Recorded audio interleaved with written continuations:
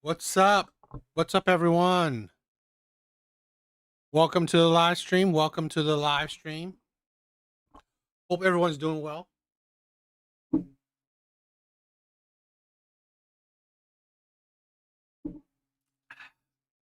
I hope everyone's doing well. So, I have a bunch of videos that I want to check out, want to react to. So, hopefully, it'll be a fun night to just check out some videos. Let's get started. Let's not waste any time.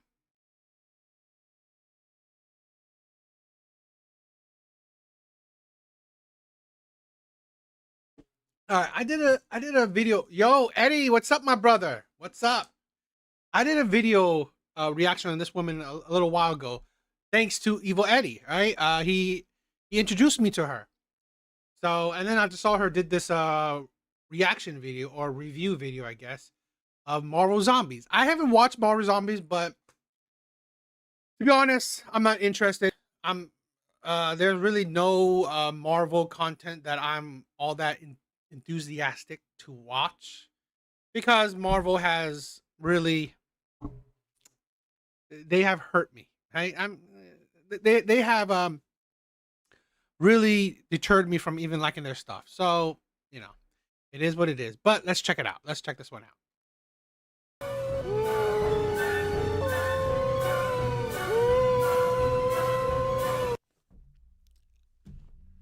I'm sorry. That is the only possible reaction that I can have for Marvel Zombies.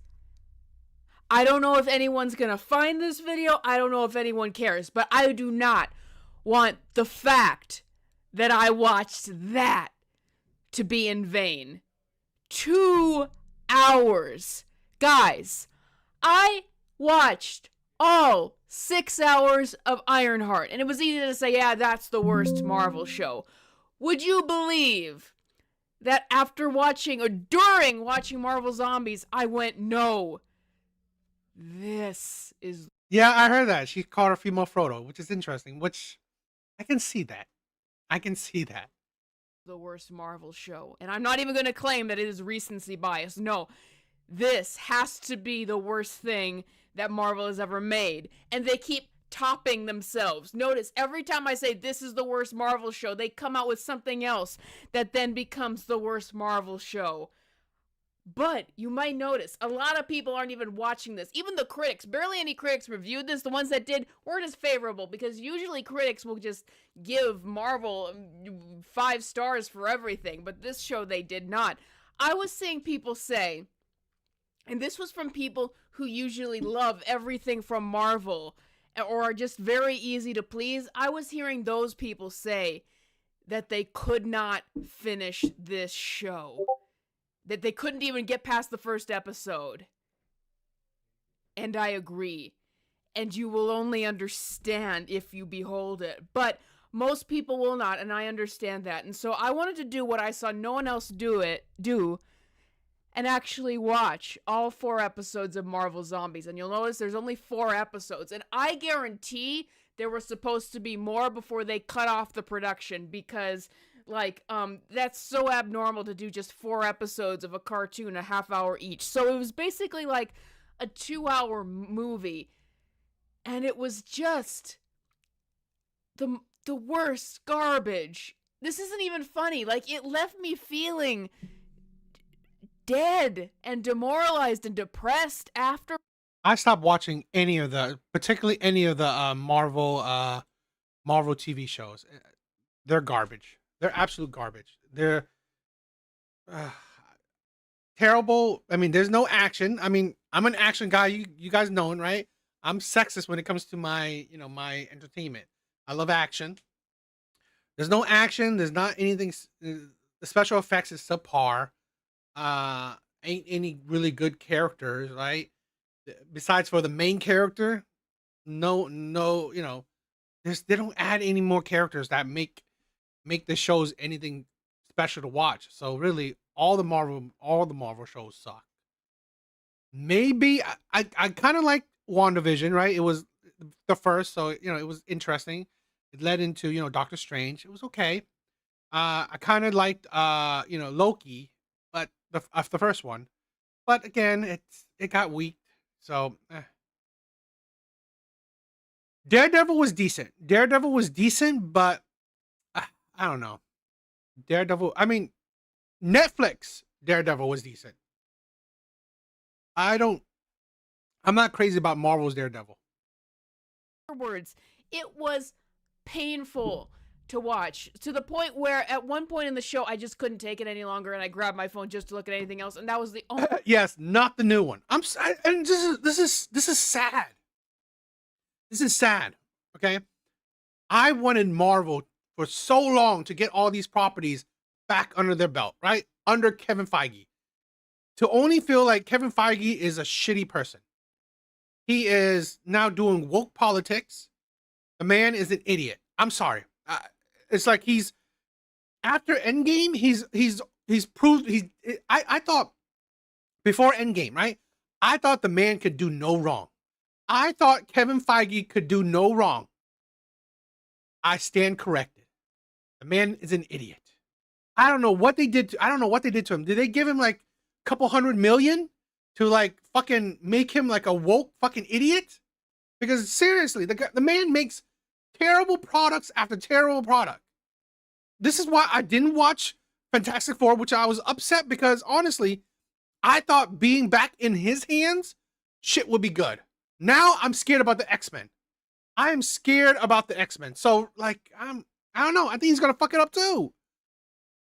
Because like after every single thing this in this man's hand is fucking up, and why?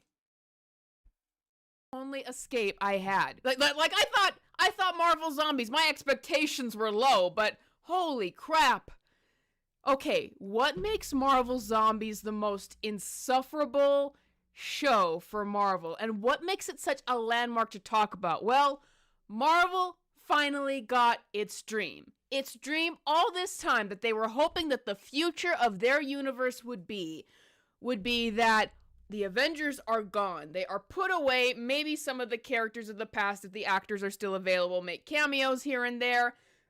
But they wanted the future of their universe to be the new characters they were bringing up, like Kamala Khan and Riri Williams, and Kate Bishop, and Marvel's Katie, and Shang-Chi, and Yelena, and Alexei, and all of these characters. And that is what the show is. The Avengers characters barely appear. When they do, they're glorified cameos. Even Spider-Man, who makes an appearance in this show, is really just a glorified cameo, as all the other Avengers get turned into zombies. So it's I can't think of a better look at Marvel. All the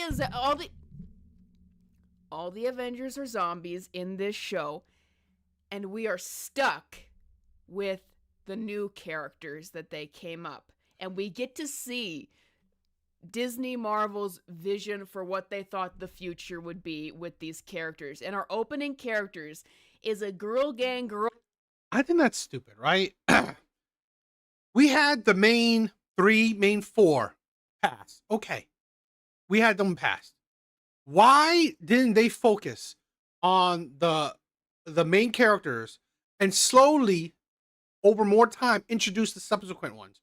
Doctor Strange, Spider-Man, the Hulk, Captain Marvel, Captain America, the new Captain America, Bucky, I guess a little bit Captain Marvel. Those people should be put in the forefront with all these other people, right? The new Black Widow, all these other people slowly been introduced. That's what they should have done. Put the characters that have been in so many movies. Doctor Strange should be the forefront in most of these movies. Doctor Strange, okay? I don't know why. Yo, Red Door, what's up, my sister? I don't know why Doctor Strange isn't in most of these movies. Spider-Man isn't in most of these movies. The Hulk. I mean, so many of these other characters. Thor should be in a lot of these. I mean, like, you should use the main characters, okay? The main big hitters to slowly help push the other characters. Okay? Captain America should have had Bucky in it. Bucky should be in it. Other characters, other characters should have been in Captain America's movie. The Thunderbolts, to be honest, Bucky should be 100% the lead of that movie. We could have had other. It's like they're doing things like messed up. Girl boss trio of Kamala Khan, Riri Williams, and Kate Bishop, and it is horrible. Oh my goodness. This is what makes the show so insufferable, that all of these characters are so insufferably annoying. And guess what? There's even more characters that show up later. Jimmy Woo, that character, the card guy, he comes in. Aquafina as Marvel's Katie comes in. And these characters, like, oh my goodness, you realize many things about these characters that they were trying to push. First of all, that these were characters who were only there to fill quotas. So they have nothing to them. So they're trying. And that is the problem, right? With Kevin Feige's new approach. Everything is to fill quota. Everything is to have a check mark. Okay? Up women. Up gay people. Up minorities. Up it's like, seriously, where's the story? Where's the push of, it's like, where's the action? Where's the special? It's like, it's just to feel like everything's first, do a check mark, right? Everything has to be a check mark. Okay? Check mark every boxes that you have to check mark, and then care about everything else. Trying to make a chemistry between Riri and Kate Bishop and Kamala Khan, but there's nothing there because there's barely anything to these characters. So they're trying to do like girl gang stuff and stuff. It doesn't work. It's so forced. There is just nothing to these characters. You don't feel any chemistry for them. So in the beginning, it was just boring. And because this show and all who talk about it are cursed, my camera ran out of space and stopped recording footage. So I apologize. You're just going to get video clips from here on out. But it just kept getting worse and worse. Because here's the thing about the show, is that so many of these characters that Marvel made up were completely off of bad Marvel humor. Like that's the entire character. So this show, like, it's trying to take itself very seriously, but then it'll just break out in a character being a completely juvenile goofball, like Red Guardian. If 1 minute it's trying to be super serious, and the next minute, Red Guardian's doing all this stuff. And then the part that just made me just want to die watching this show is in episode 2. It's like their Shang-Chi backlash, and it's him and Aquafina, who of course voices the character in this show, and it's all this dramatic backstory about how their hometown died and the Mandarin died. And by the way, you won't understand a thing happening in this show unless you've watched all of the Phase 4 and onward Marvel projects, so that's that. And then it hard cuts from all of this death and destruction to Aquafina and Shang-Chi singing these Guardians of the Galaxy style songs in their cars, where they have like this Guardians of the Galaxy team. So it like hard cuts from tragedy and death to Aquafina and Simu Liu, who voices the character, singing karaoke in a car. And that is like the whiplash of the tone throughout the show. It'll be like, we're trying to take ourselves super seriously. This is a zombie apocalypse show. And then bad jokes, and sometimes it won't even be a sequence of jokes, just bad jokes undercutting. And that's the thing with like Jimmy Woo, who is also with Aquafina and Simu Liu in this show. Jimmy Woo, like, you know, the guy who made jokes from the Ant-Man movies, he's all with them. And I could not comprehend the cringe that was possible. I didn't know that the world was capable of such cringe when the card guy from the Ant-Man movies, who's been showing up everywhere, and Aquafina and Simu Liu all singing karaoke together and cracking jokes together. Be there in my city. You know what? You are so deadly. Okay. Oh, we're so badass. My cells were collapsing as I was watching this. And to make matters worse, these characters will then meet up with Alexei and Yelena, who still always talks in that deadpan bad Russian accent. All of those characters meet up and are on a submarine together next. Like, I just could not believe just how cringeworthy, and that Jimmy Woo character is just making the worst bad Marvel jokes throughout the whole thing, interrupting. When he died, I just thought it was hilarious because that character was finally gone. But this was their dream. This was their dream for the future of Marvel, that these would be the characters going forward, and that all of the Avengers would be dead, and that these would be the heroes going forward. And another thing about this show is there's just so much about the girl power, and like the girls have to commend each other, like, Riri, you are so amazing. And Kamala, who is the closest thing that this show has to a main character, you know, she just inadvertently becomes the person who's holding the key to everything. And throughout the show, characters are just like, Kamala, you're so amazing. Kamala, you did all this. Kamala, you helped all this. Kamala, Kamala, Kamala, Kamala, Kamala, Kamala, Kamala, Kamala. Yo, I think I could. Yeah, this sounds terrible. This sounds absolutely horrendous. I'm sorry. I'm sorry. I mean, I'm tired of the girl power thing. I'm really am. Kamala, Kamala, Kamala, Kamala, Kamala, Kamala, Kamala, Kamala, Kamala, Kamala, Kamala, Kamala, Kamala, Kamala. Isn't she amazing? Don't you all just love her? Yeah, it was. And that's the thing where I had wished that they slowly brought these people up, right?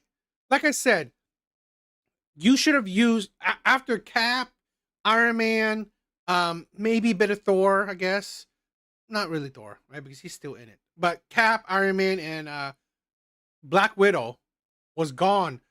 They should be propping up the second tier, or the second biggest characters. Okay, like I said, Doctor Strange, the Hulk, maybe even Ant-Man more. Right, put him more into things. Push him out more. Did I say Doctor Strange, Spider-Man, maybe a bit more Thor, all these other characters. Have these characters still on the side. Let people slowly like these characters. Because in my opinion, Bucky did that. Bucky did it right. He was slowly introduced, or maybe not slowly, but he had enough screen time each time. He was not pushed to the forefront right away. And now I feel like he should be pushed to the forefront, right?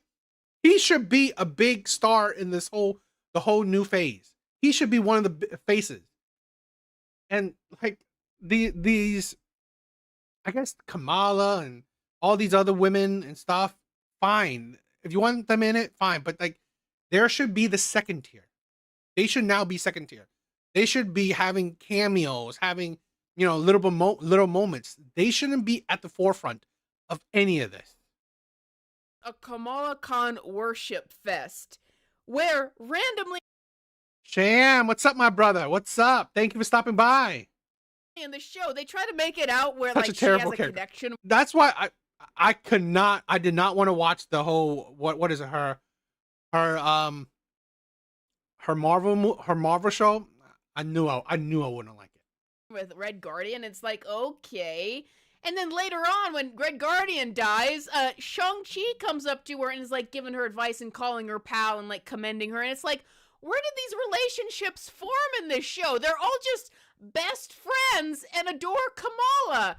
But it doesn't end there. Like, the part that was cringe so bad, we run into Valkyrie, because Valkyrie is the only character from pre-Endgame that I guess we can really focus in on here, because, you know, Valkyrie's so great. That's what Aquafina is. They meet Valkyrie, who is the king of New Asgard, because Thor has given up, and instantly she's like being rude to them and kicking them out, and Aquafina like, girl, gosh, you're amazing. Like, that's what she does. Literally, that's what happens. Like, once again, the female characters in this show, it just, all of a sudden, somebody will stop, like, Aquafina will stop and go, girl, that was amazing. You are amazing. I'm just, like, you're just so wonderful. Answer me this. And this is, I know, I'm going to say this, right? Because I've said this before.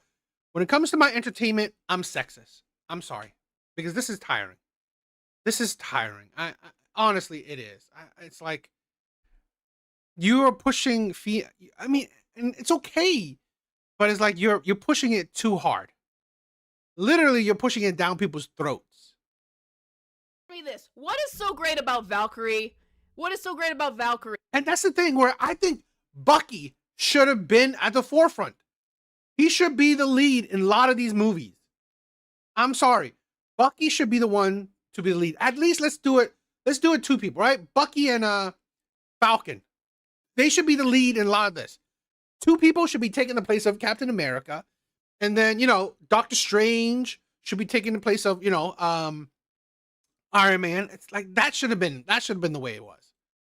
She's rude, she's gross, she's not a hero. She runs Asgard even in this show as a place where they're all just drinking. She hands over the Asgardian people to the zombies because she's that stupid. What is so great about Valkyrie, and why do they keep shoving her down our throats? This is the worst character in the entire MCU. This gross, crude. Why is Valkyrie being shoved down our throats as if she's so amazing? She is the worst character in the entire MCU ever. I'm gonna say that. Okay, Riri Williams is still there. She's one of the worst. We're not done with how bad this show is. So they assassinate Wanda again. That's the entire plot of this show. That somehow Wanda has become the queen of the dead, of all zombies, and she's after the power, let's just call it that, to gain control over the entire world with her zombie power. So Wanda is exactly the same character that she was in Doctor Strange 2, the assassinated version, where she just inexplicably wants a lot of power, and she's talking in that fragile, fake voice of hers throughout the entire thing. And she's after Kamala Khan this time, like she was after America Chavez in Doctor Strange 2. So it's a retread of Doctor Strange 2, possibly the worst Marvel movie ever made. No, that's not true. They're all the worst. They're all the worst. But I kind of like Doctor Strange 2. It could have been better. It could have been a lot better, but I liked it. But again, it could have been a better, and it could have been a lot better, and it didn't. I had a lot of gripes with it, so it was okay. I would say it was a B. I would say it was a B. B as a B for a movie. Poor man, what's up, my brother? that's what it is. And so they assassinate Wanda again, and it's like, what is the obsession with the MCU defining Wanda being this fragile, talking, insane monster who just wants to kill people and just wants power? I hate that. I hate that about this show, and Agatha and Doctor Strange too. I hate that they keep validating that interpretation of her character. You know, Wanda is one of the most long-standing heroes and Avengers in the comics. In House of M wasn't even her, it was Quicksilver if you actually read the comic. I just hate how they keep assassinating this character. But also, like, once again, the Avengers characters only make glorified cameos in the show. But apparently, and this is another funny trivia fact about the show, is Black Panther was supposed to get a moment in a flashback in the beginning of an episode, but they hadn't recorded his lines yet. So what they do is instead they just have it be a voiceover of Peter Parker talking about the flashback, and so Omni, what's up, my brother? What's up? T'Challa doesn't speak. Why? Well, Chadwick Boseman didn't get to do the lines for the character before he died. And apparently, Marvel thinks that honoring Chadwick Boseman means that we're just not going to have Black Panther as a character anymore. He's not going to be seen. He's not going to ever speak. And that's how we're honoring Chadwick Boseman, because no one other than him will ever play the character. Great job, Marvel. Great job. But to cap it off of why this is like the worst thing that I've ever seen, the most insufferable, is at the end, there is no point. At the end, they put all the characters in a no-win situation. You know, Aquafina, Simu Leo, all of these annoying characters that you would never want to hear from. And you just as another side note, the animation was absolutely terrible. Like, it was like having a hard time keeping up with the actors' performances, but also the actors hired for this show were largely not even voice actors. And so it just sounded like the emotions weren't proper for the events that were happening and not from the voice actors themselves. And then it didn't seem like the animation was even really lining up for it. There'd be a time when a character is really upset and maybe their animation looks really upset, but their voice performance doesn't, or vice versa. A time when a character is cracking a joke, and there is a lot of jokes in this zombie apocalypse show that do not land, and the animation just can't keep up with the energy. It was really bad. But in the end of everything, it's pointless, because they get put in a no-win situation, and after all this time of commending Kamala Khan for being amazing and everything, she winds up giving up and going with Wanda. And the end of the show is Kamala Khan wakes up in what seems to be a utopia with all of her friends, with Riri and Kate Bishop, who she doesn't have chemistry with. And it's revealed that no, this is all just an illusion from Wanda, who's taken over the world, and Kamala realizes that. And that's the end. So at the end of the show, it's all pointless. Like, if there was any kind of theme that this show was trying to do, it was maybe about how, don't let your friends die in vain, don't let their memory fade. But that's exactly what happens at the end. They fail. This horribly annoying show with the most grating, annoying, cringeworthy characters, horrible animation, bad performances because these actors are not, or largely not, voice actors. In the end, it's all pointless. So you get left with that down feeling of, I watched through 2 hours of that for nothing. There wasn't even a resolution. And this is what they thought the future of Marvel was going to be. All of the Avengers characters dead with these characters in the future. I am entirely insulted by this. All of the people, Brad Winderbaum, who's doing the TV division of Marvel, needs to take blame for this as well. All these people who are making these shows and supposedly this professional... I'm sorry. I put all blame on Kevin Feige. I put all blame on him. He's the leader. He is the head, okay? He's the head and everyone else is the limbs or whatever. Fuck. This man is like, I swear, I put 100% blame on him. Company that is Disney, they need to go. All of these people need to go. This was just entirely incompetent. And it's so insane that so many Marvel shows have come out where I go, that's the worst, that's the worst, that's the worst. Guys, when the feelings brim up into me to say something that this is the best or this is the worst, like, I actually have to feel that. So this year I was watching a movie, like it was an old movie, and I went, oh, this is one of the best movies I've ever seen. And I really meant that. But with Marvel, like, that's rare that I do that. With Marvel, with every new show that they come out, it's always like, this has got to be the worst thing they've ever made, because they always get worse. Overhaul all of Marvel. Like, this is sad what they have become. Guys, if you love Marvel comics and Marvel movies, please do not forget what they once were. And do not forget that the characters that they're supposed to be. This is the thing, right? Do not forget what they once were. Do not forget what Marvel once was. That is why, I'm sorry, this is why I don't watch any new Marvel stuff. I can't, because if I watch new Marvel shit, I'm sorry, I think I'm gonna hate Marvel completely. Or I'm gonna it's gonna cloud my mind to the history of Marvel. That's why to be honest, that's why I kind of stopped reading the comic books. Because Marvel comic books, they're doing woke shit as well. When I stopped, right? When I stopped, they were going down that route, and I was just kind of tired of the stories.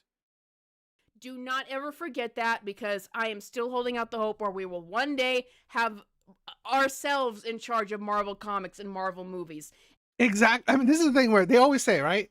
Don't meet your idols. They tell you, right? This is a line. This is the line that they say. Don't meet your idols, or else he's going to ruin it for you.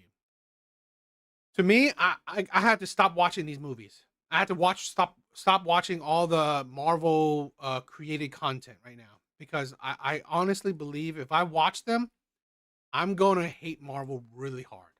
And to be honest, I was watching quite a few of them before I stopped, and I was slowly really hating Marvel.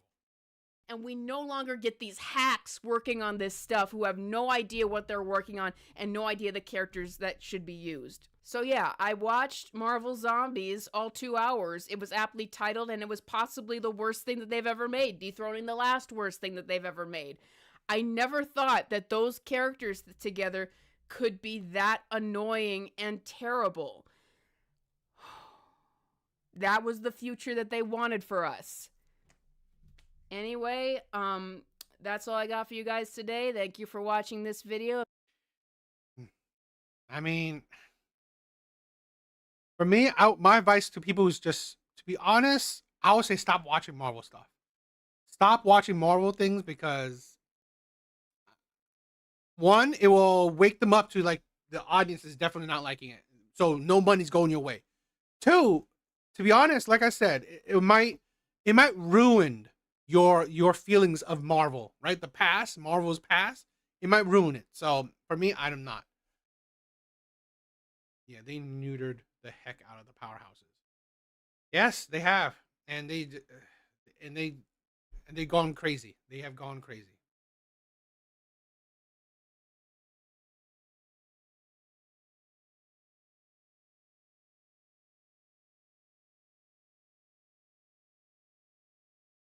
Imagine spending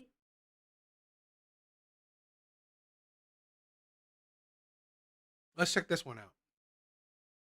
billions of dollars to buy some of the most beloved heroes and stories in entertainment history, and then systematically destroying everything that made them loved in the first place. Yeah, that has basically been a Disney strategy for the past decade or so, and now I guess they're finally starting to see the consequences of their actions, and they are shocked that a large portion of their male audience has completely disappeared. For decades, storytellers like George Lucas and Stan Lee created incredibly impactful empires, stories that were designed by and specifically targeted towards men, stories for men, stories that brought fathers and sons together, masculine characters who were strong, competent, and unapologetically heroic, the kind of men young boys dreamed of becoming. And these were not just movies or comics, they were cultural icons that shaped entire generations. Then Disney bought them, and slowly, methodically, they decided that everything men loved about these stories and characters was problematic. Now, somehow, these same executives are sitting in boardrooms asking, where did all the young men go? Let's just be honest here. If they are being this open about it, it is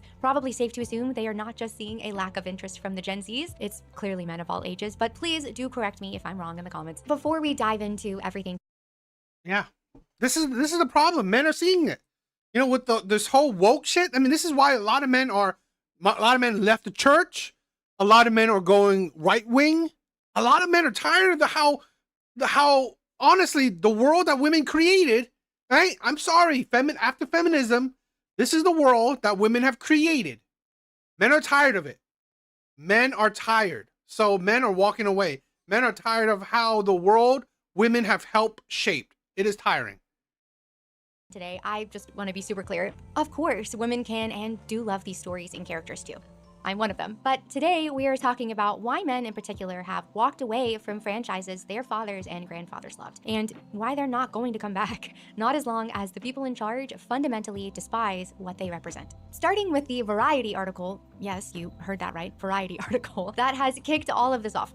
This problem has been festering for years, but Disney is finally admitting the quiet part out loud. They have lost a big portion of their male audience, and now they want to create new IP specifically for them. But that is going to be quite the uphill battle, especially when you take a look at their track record. Let's start with the complete deconstruction, mockery, disrespect, and total assassination of beloved male characters. An easy jumping off point is Luke Skywalker, the literal embodiment of hope, turned into a bitter, disillusioned hermit who abandons his mission. Han Solo, the heart of gold smuggler who became a deadbeat dad and who walked out on his family. Indiana Jones, because I guess Harrison Ford just can't catch a break. Once clever, bold, resourceful, now a bumbling old man getting upstaged by his condescending goddaughter. Thor went from a noble warrior to a complete joke, so much so that Chris Hemsworth actually regrets how he played this role. The Hulk, no longer rage incarnate, but now a green Instagram influencer dabbing and taking selfies.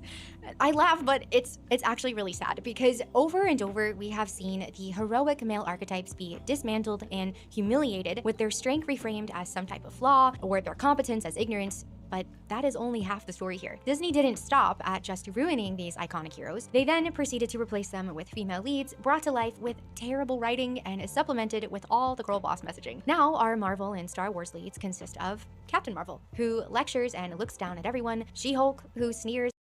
This is the problem. Like, I get it, right? There are female friends. I understand. There are female fans. I understand. I don't ignore that. But God, the majority of the fans are men. The majority of the fans are men. Okay? It's like, why can't, it's like having, like, I think Black Widow was an amazing character. Women were loving Black Widow. And she was honestly a main character, side character kind of shit. And that was fine. I mean, like, this is a thing where I said this in another live where bring back fucking like action heroes, bring back entertainment geared towards men. This is the thing. There's plenty of entertainment geared towards women. The Barbie movie made over $1 billion, I think. So really, it's like not like there's not content geared towards women. But why, when content's geared towards men, you have to change it. You have to target it. Why? Why must you make content geared towards men? you have to also gear that content towards women. It's not like someone's like, oh, let me put some guns in the Barbie movie. Let me put some kick-ass fight scenes in the Barbie movie. Let me put some guns in the the Wicked movie. It's like, seriously. I mean, they want quality, yes, quality regardless. But this is the thing, because now they make it a checklist. It has to be a woman, has to be a minority, has to be someone of the LGBT whatever community, right? It's a checklist, and then they care about the story, and then they care about everything else. At both the audience and the story she's in. Ray, the most bland, boring vanilla character there ever. But here's the thing where they don't make it good. They don't make it good because their focus is, oh, it has to be a woman. So that's their focus. And then they build everything towards it, right? They build everything around that kind of concept. It has to be a woman. It has to be a minority. It has to be something, right? Something on the checklist. And they build everything around that instead of, you know what? Just make a good story. Just make a good story. And whoever's the lead is the lead. Was Ironheart monologuing about Tony Stark's privilege, and basically the entire Acolyte cast who spent entire episodes explaining why they— I mean, yeah, it's not the Black Widow in the comic book, but that was understandable. It doesn't need to be 100% in the comic books, right? But she was a fine character. She was a good character. Jedi are problematic. Gee, I wonder why this Star Wars show was canceled. The list goes on, and it is no accident. Disney has been extremely intentional about all of this. It is the result of a modern ideology that says traditional— She used to, I mean, her first appearance, yeah, she was using her sex appeal. And that was part of it. I thought that was a good part. But I mean, she was still a kick-ass character, right? Great fight scenes, great dialogue, great moments. Masculine heroes and the values that they represent are inherently wrong and oppressive. And to get even more specific, these changes were not about inclusion or diversity at all. It was about rejection of men, of masculinity, of masculine strength. And that's the thing, okay? So to include, let's say if you want to push a female character, you want to push a female lead, right? And you build everything around it. But part of that is that, oh, I need to put down men, right? I need to put down men while I'm pushing up women. And that's the thing where you are ignoring quality storytelling. You're ignoring quality storytelling because if it's a female lead, more than likely, right? When you put a female lead, you're trying to also downplay men. You're trying to insult men. You're trying to ignore men. That's part of the so-called female lead storytelling. Of men being leaders, intelligent, honorable, competitive. Do you remember the Force is Female campaign from Kathleen Kennedy? These creators hate the very things that made men fall in love with these stories in the first place, and you cannot create something meaningful for an audience you despise. Men, and let's be honest, women too, appreciate beauty. That is now seen as shallow. They exactly. Evil Edison. That's the point where let's say this, right? Terminator, right? Terminator, Alien. They had a female lead, but they didn't purposely and try to make bumbling male side characters. Okay? That's the thing. And that's what I hate. They didn't make the men feel stupid, feel useless, feel inept. Right? That's what I feel like modern day storytelling is that. Of competition, Himbos. where there are actual winners and losers. That's toxic. They want to see characters who earn it. Oh, I did not. That's why I did not want to watch She-Hulk. Was that when there was so many things bad about She-Hulk. Technical mastery through struggle. That's boring. What about stories with clear moral conflicts where objective good can triumph over objective evil? Well, that is too simplistic and way too traditional. What about the desire for adventure, to protect the innocent, to honor codes and brotherhood forged through shared struggle? It's all problematic. It all needs to be fixed. Disney did not update the formula for good. They declared war on it, and then they acted surprised when the audience left. But Disney was not alone. The gaming industry joined in too. Games like Call of Duty needed to be more inclusive and inherently less masculine. The Last of Us Part 2 killed off the father figure of a generation and framed his protective instincts as wrong. Star Wars games stopped being about power fantasies for players and started to feel more like lectures. The Battlefield series has faced many issues, if we're being honest, but Battlefield 5 specifically did. She's saying all this, right? These are entertainment geared towards men. Why not just make entertainment geared towards women? Just do that. No. You have to take entertainment geared towards men. You have to make it geared towards women. While you're doing that, you have to put down men. It's like, seriously? Historical accuracy for representation. Ghost of Yote, replacing our beloved Jin Sakai with a... But I wouldn't say Tony Stark was a misogynist. I would say he was a womanizer, right? The man was a womanizer. I don't think he hate women, but that was part of Tony Stark's charm. Okay, he was unlike Bruce Wayne, who was a fake, a fake playboy. Tony Stark was a true playboy. He was a womanizer. He loved having sex with any woman he can. Okay, he was the true playboy. He was a womanizer.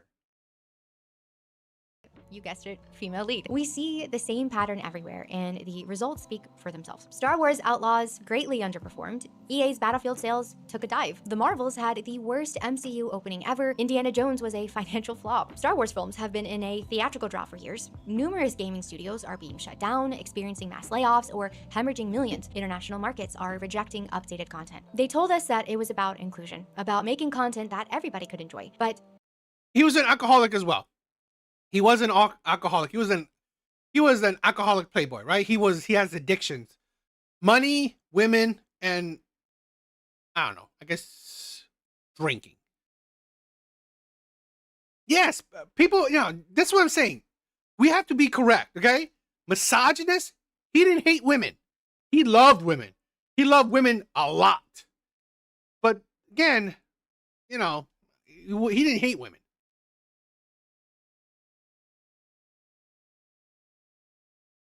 Where is everyone now? These companies have left billions on the table because they cared more about sending a message. The problem with Luke Cage is that I felt he was very one-dimensional. I felt Luke Cage was very, it was okay, but Luke Cage it felt bland to me. It really did. It felt bland. Than respecting their core audience, because this was never about everyone. It was about taking things that were created with a male audience in mind, things that they loved, that they built identities around, and completely destroying them while scorning the very people who made them successful. And when the fans said, "Whoa, wait, what are you doing?" they were told that they weren't needed, that they were toxic, immature, all the S. It's truly a really gross cycle, spending our money to destroy what we love and then demanding we be grateful for. And that's what I hate. And that is what I hate.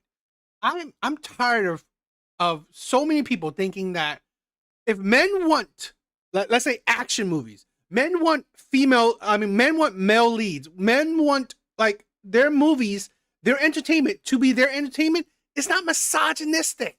It's not hate of women. No, it's like, I fucking like my entertainment. Okay, I don't like a female lead and then fucking a bumbling idiotic male sidekick. It's like, seriously, you're gonna push a woman to the forefront, but yet you're gonna shit on men in the back. Yeah, I'm sorry. That's why I do not like female-led shit. It's not even about female. It's not even about a woman being the lead of a movie or anything. It's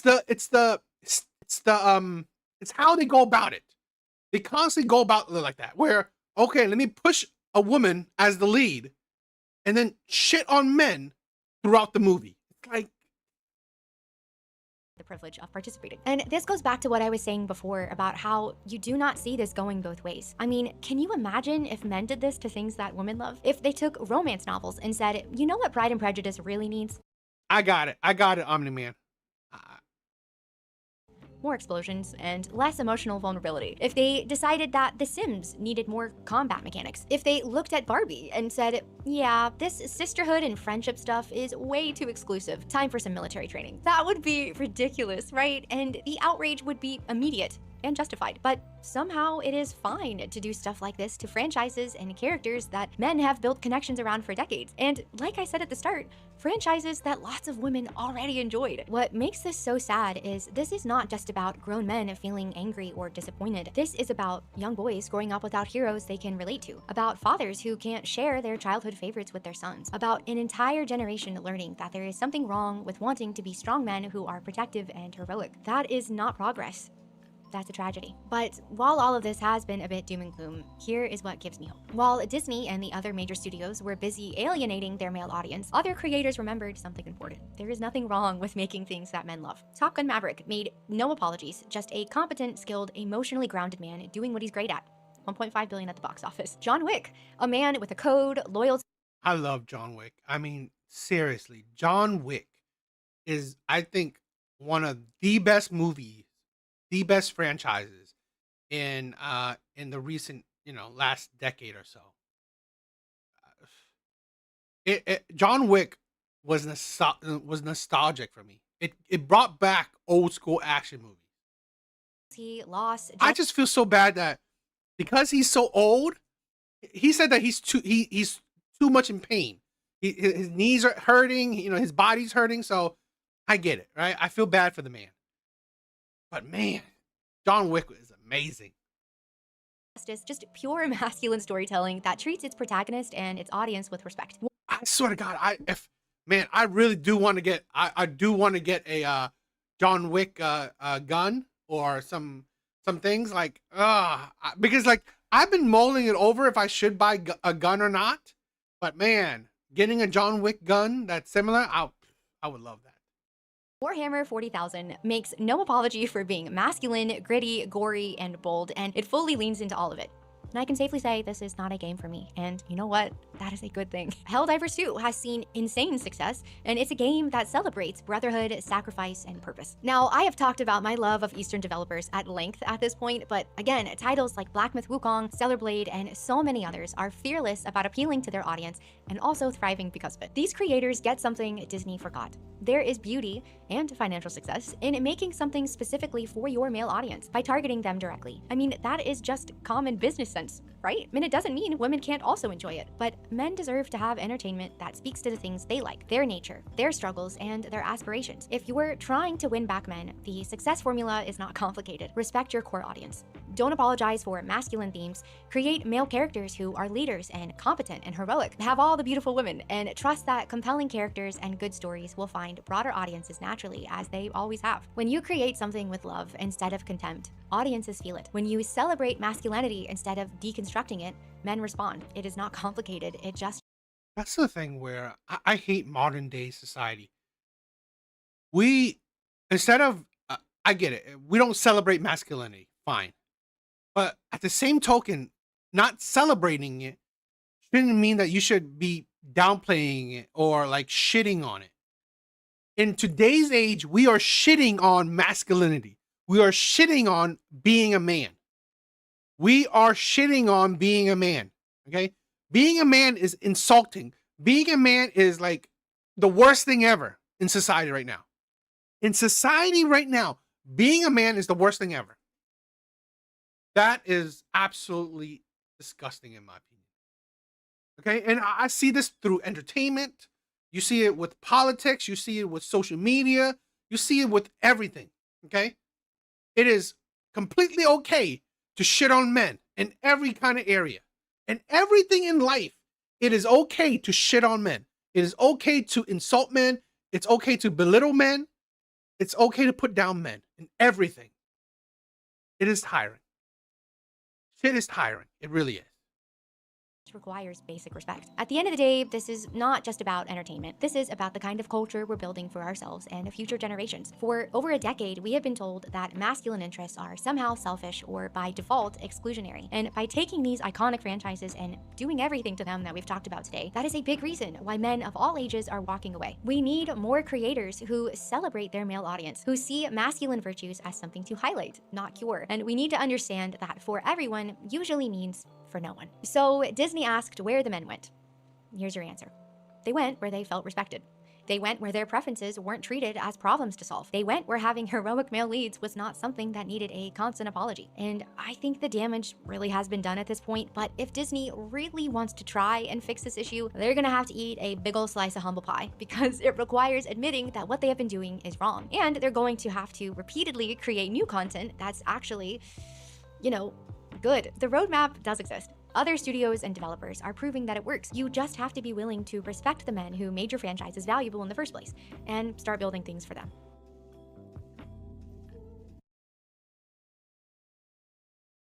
That's crazy, Omni Man. That is sad. I've been shat on in the workplace, and one that was uber DEI. Mm, yeah, that's terrible. Absolutely disgusting. And that's the thing where this is the problem, right? I don't mind promoting women. I don't mind putting women to the forefront. I don't mind putting, let's say, minorities to the forefront. I don't mind putting, let's say, the alphabet people to the forefront. Fine, whatever. But why is it when you put women to the forefront? Why is it when you put minorities to the forefront? Why must you shit on men while you're doing it? It's like, what? It's like just to make the other person bigger, you have to make the other person smaller.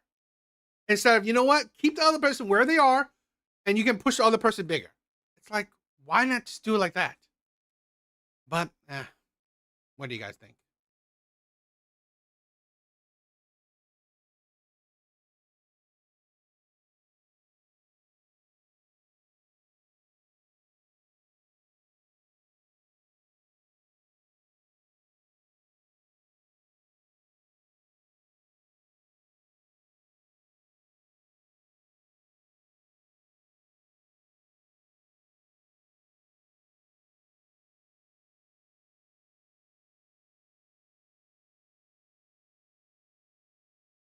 I haven't done this in a while, okay? I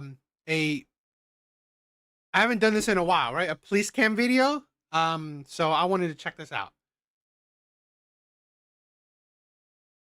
And yes, it's not. That's the thing where men are just making good things, right? Men are just making things that will be entertaining.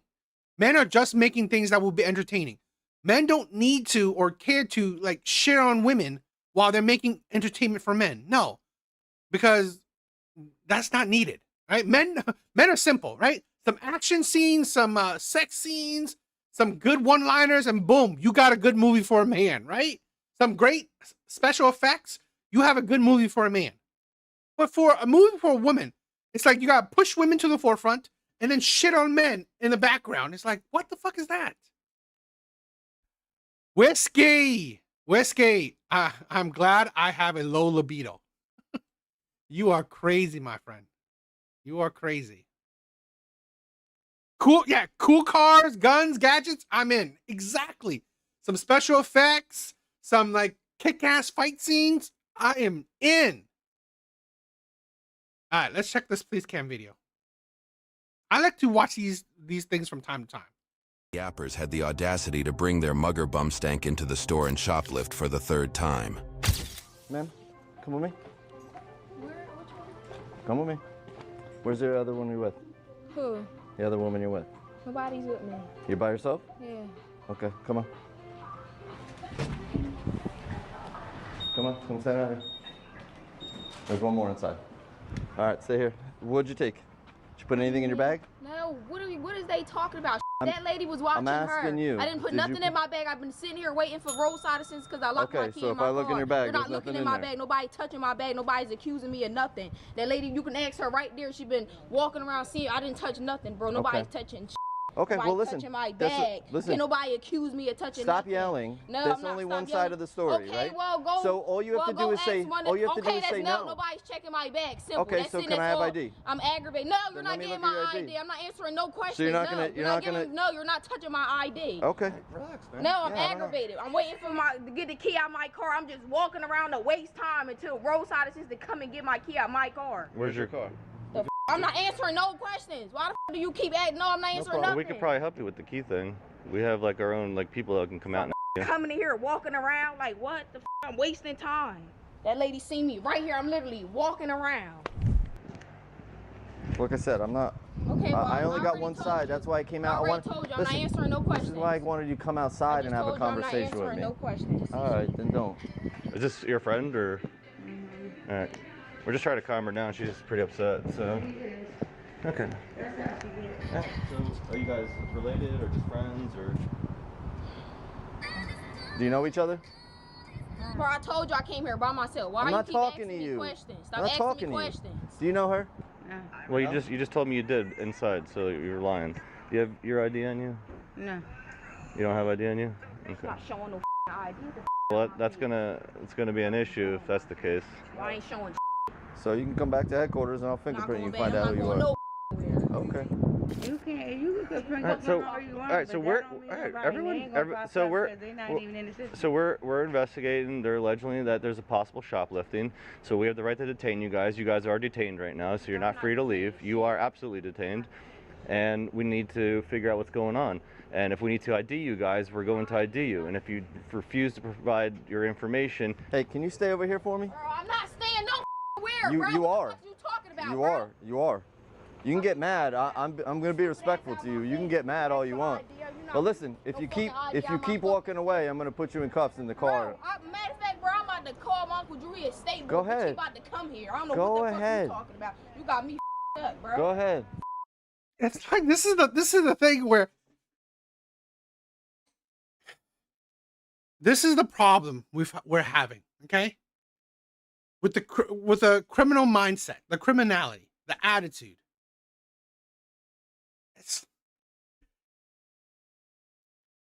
This right here is poor parenting. I believe, right? I believe they might say it. Maybe not. Maybe it's not, because I watched a little bit about it, so I'm not 100% sure. But I think that woman was the mom. I think. If it's not, who knows, right? But it's like, this is poor parenting.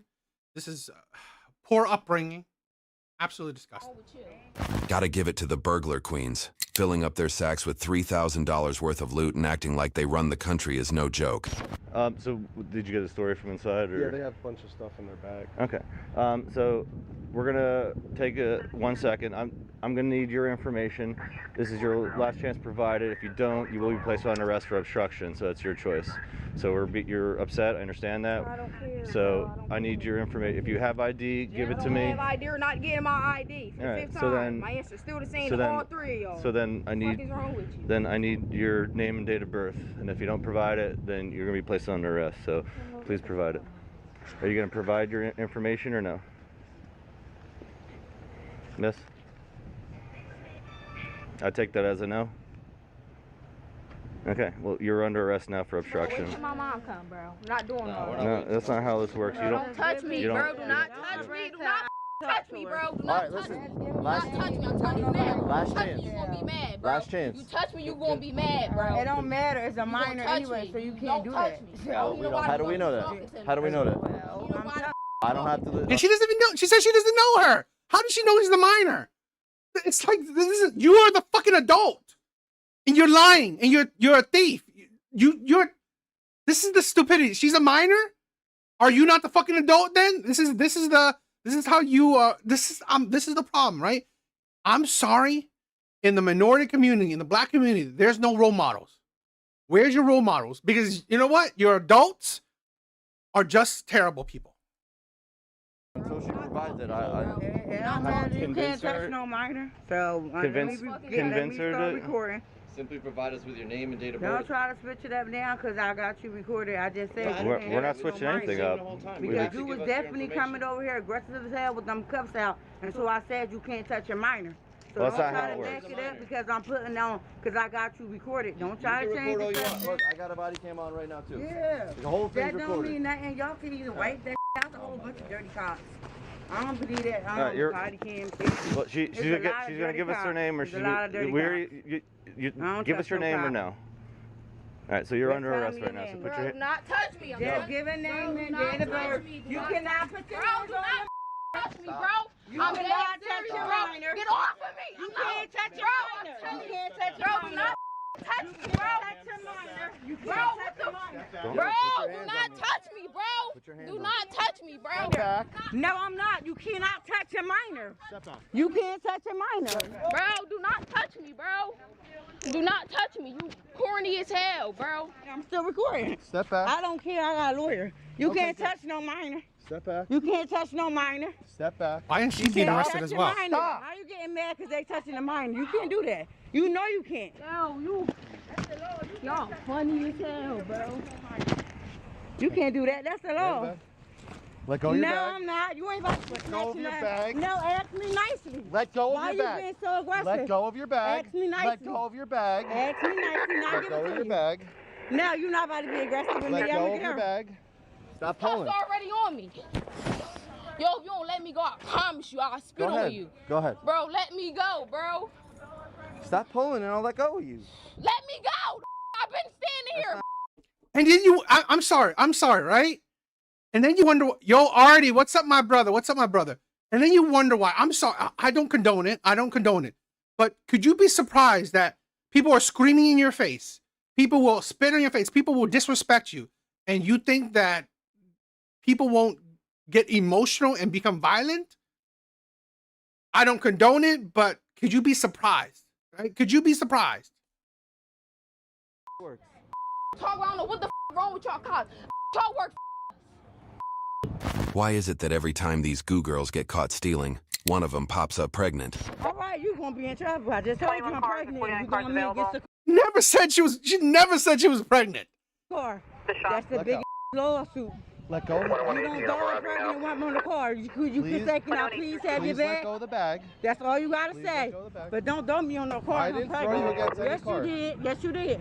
Now since I told you I'm pregnant, you want a whole different excuse. You can give me this now. No, you not touching my bag, bro. Yo. Let go of that, please. Let go. CC. Bro. Bro, come Oh, so she does know the woman. get him, bro. Come get him, bro. Yo, even Eddie, you should have a bingo card, right? You said it, right? You said the pregnant thing too. You should have a bingo card or like do a drinking game. Come get him, bro. You can't do that. You can't throw a pregnant woman against the car. I told you I was pregnant. You still threw me against the car. So you gonna be mad. Can't do that. Do you have any weapons on you? or No. anything, No, we don't got no weapons. But I like with a weapon. ma'am? I don't know. That's why I'm asking. No, I ain't got no weapon. If I did, I would use it.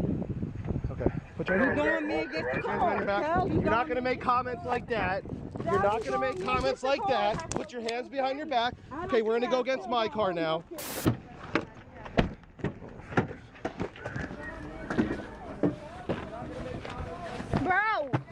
Bro, why the yo, this man is acting crazy.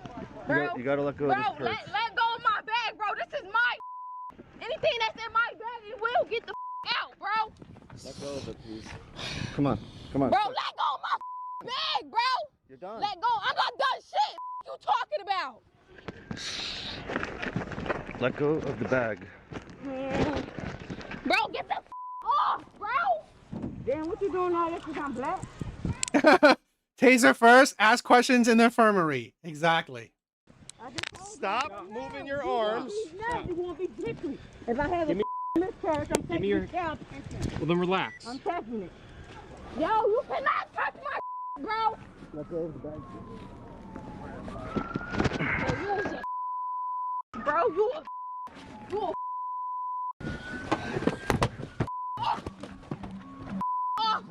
Move your off. Bro, get the off. And now, the moment of truth. Oh, y'all be dirty. Oh, big surprise. Have to tell she not Big taking surprise. that shit. Tell. Big You surprise. ain't even gonna take a rent if you wanna give her name. How you gonna get back if she ain't Big gonna give her name? surprise. No? Don't you can't handle no minor. That's how you handle women. Who raised you? All right. I don't care. Who raised you? Who raised you guys? Bunch of thieves, disrespectful, ignorant. I wasn't doing nothing but recording. That's what I was doing, recording. Get out my road. Get down right. Damn, what the you about to hurt? If you hurt my baby, you gonna be in a lot of trouble. Whiskey. The problem is even black men are scared of black women. Exactly. They are. This is the thing. I mean, to be honest, they are leading leading the community. And this is how they're leading the community. Yeah, okay then. So you better be. Yeah, I just told y'all that I'm not gonna keep saying it. You heard my baby is on. It's definitely. Let me out of here, bro.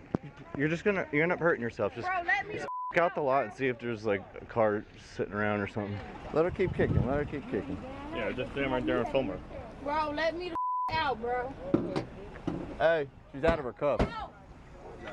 Yeah. I don't understand that. I've seen this couple a few times too, so I don't understand this. Is it that easy to get out of the cuffs? Yo, Alvy, my brother. It's been a long time. I missed you, my brother. Thank you for coming by. Thank you for coming by. I've seen it quite a few times. Or is it because of women, right? I think maybe it's because women have like smaller frames, so they can get out of cuffs easier. What do you want to do? Listen. Bro, take these off of me, bro. Take these off of me. Get me the out this car, bro. Oh, I saw them. I don't know why they don't do it more often, but I saw these cops like literally like head to toe, chained and helmet and like reinforcements of everything. They should do that more often. Really? Oh, maybe I didn't notice, right? Maybe I didn't notice. These are double. Bro, get me the out this car, bro. Bro! Stop. Relax. Get me out! Ma'am, just relax. Can you please relax? Bro, you break my wrist, bro. You won't hate me. I swear to God, bro. Relax, please. Yo, y'all is terrible. Terrible. Alright. How do you double lock this guy? Okay. Nope. Knock it off. Stop. You already caught. Bro, I don't give a shut up, you ugly bro. Someone's got to get on the other side. What are we trying to do? We're trying to get... Ma'am, Bro, let me get the out. I don't want to be in this car. Can you please sit in the car, ma'am? Ma'am, let go of the car. Yo, you ripping my... Let go. Can you please let go of the car? Ma'am, can you please let go of the car? Bro, what's wrong with... Can you please let go of the car? No. My hands are better. Listen, the more you kick, the more charges you're gonna get. Do you understand? When you damage the car, you're gonna be charged. Do you understand? Do you understand? If it was somebody white, y'all wouldn't need to be doing all this. What if you... Why would you, like, seriously? You like, if a white person acted like this, I'm pretty sure they would do the same shit. It's not because you're white or not. It's because how you fucking act.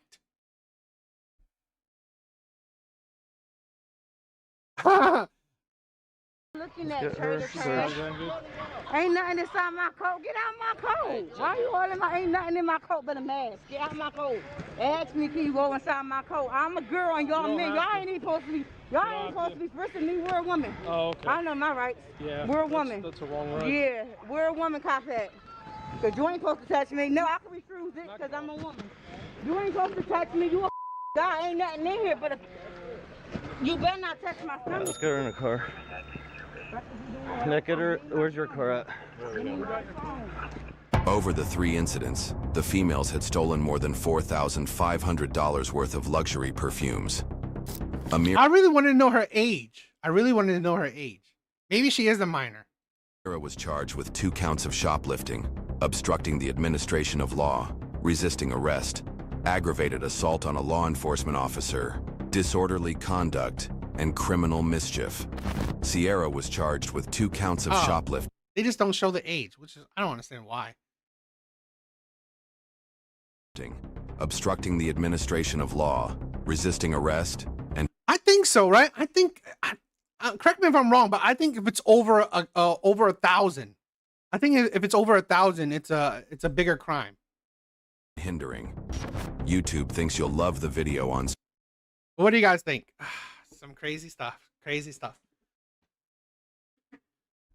Yes, they can definitely incriminate themselves or just make things worse. They could just make things worse for themselves.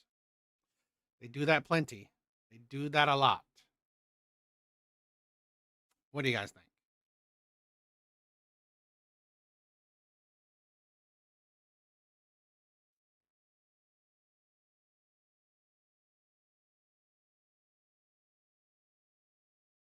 I agree. Just seriously, be quiet. I mean, you should just be quiet, you know?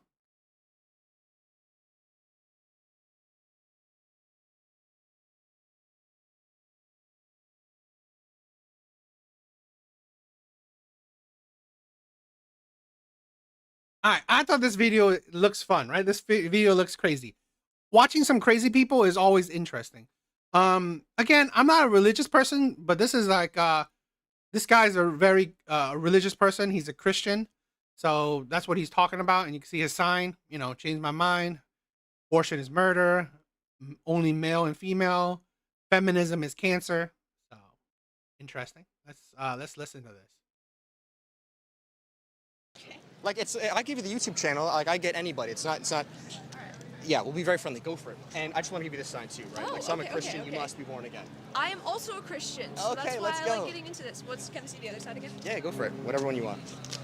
How is feminism cancer? Yeah, it's a great question. So for me, myself, I would say all waves of feminism, but particularly second wave feminism and on. It's really just been, come the 60s onwards particularly, the ultimate goal has been anti-man, pro-woman, against nuclear family, and it's really anti-God, right? So if we take that to its logical conclusion, right, like third wave and fourth wave now, even in 2025, I would honestly ask, I mean, number one, I truly do believe that it's not beneficial. Like the definition of feminism is the equality, the fighting for the equality of sexes, male and female. In 2025, I don't believe that there's any benefit that a male has that a woman doesn't have, statistically, right, systemically. And then on top of that, though, I would also say feminism really is just against man, it's against the nuclear family, and it's against God. So for me, I would say, as a whole, feminism is antithetical to Christian values. How is feminism against the nuclear family? Sure, great question. Well, because by 2030, so about 5 years' time, about 50% of women are going to be childless and single, right? So the reason for this is really what's purported through feminist ideologies, whether that's like Cardi B, the media, the radio, is that I don't need no man, I'm my own boss, babe, you know, we don't need a man, yada, yada. And the problem with that is we're entering a population. Whiskey, I love you. There's an entire generation of black women who are just lost, but there are good black women. Of course. Yes, there are plenty of good black women. A lot of good black women. The problem is that the good black women are usually the ones that are quiet. The good black women are usually the ones that are quiet. While the no, this is OBS, right? OBS. Streamlabs. I don't pay for it, right? I don't pay for it, so I can't stream to multiple channels. So using OBS, I'm streaming to my second channel. I'm streaming to Kick. I'm streaming to Twitch. So I'm streaming. I can stream to a bunch of different places. But I use you know, for Wednesdays live stream, I use StreamYard. I use StreamYard because that's where I can invite people on, because OBS it's tricky. I can't invite people on like that.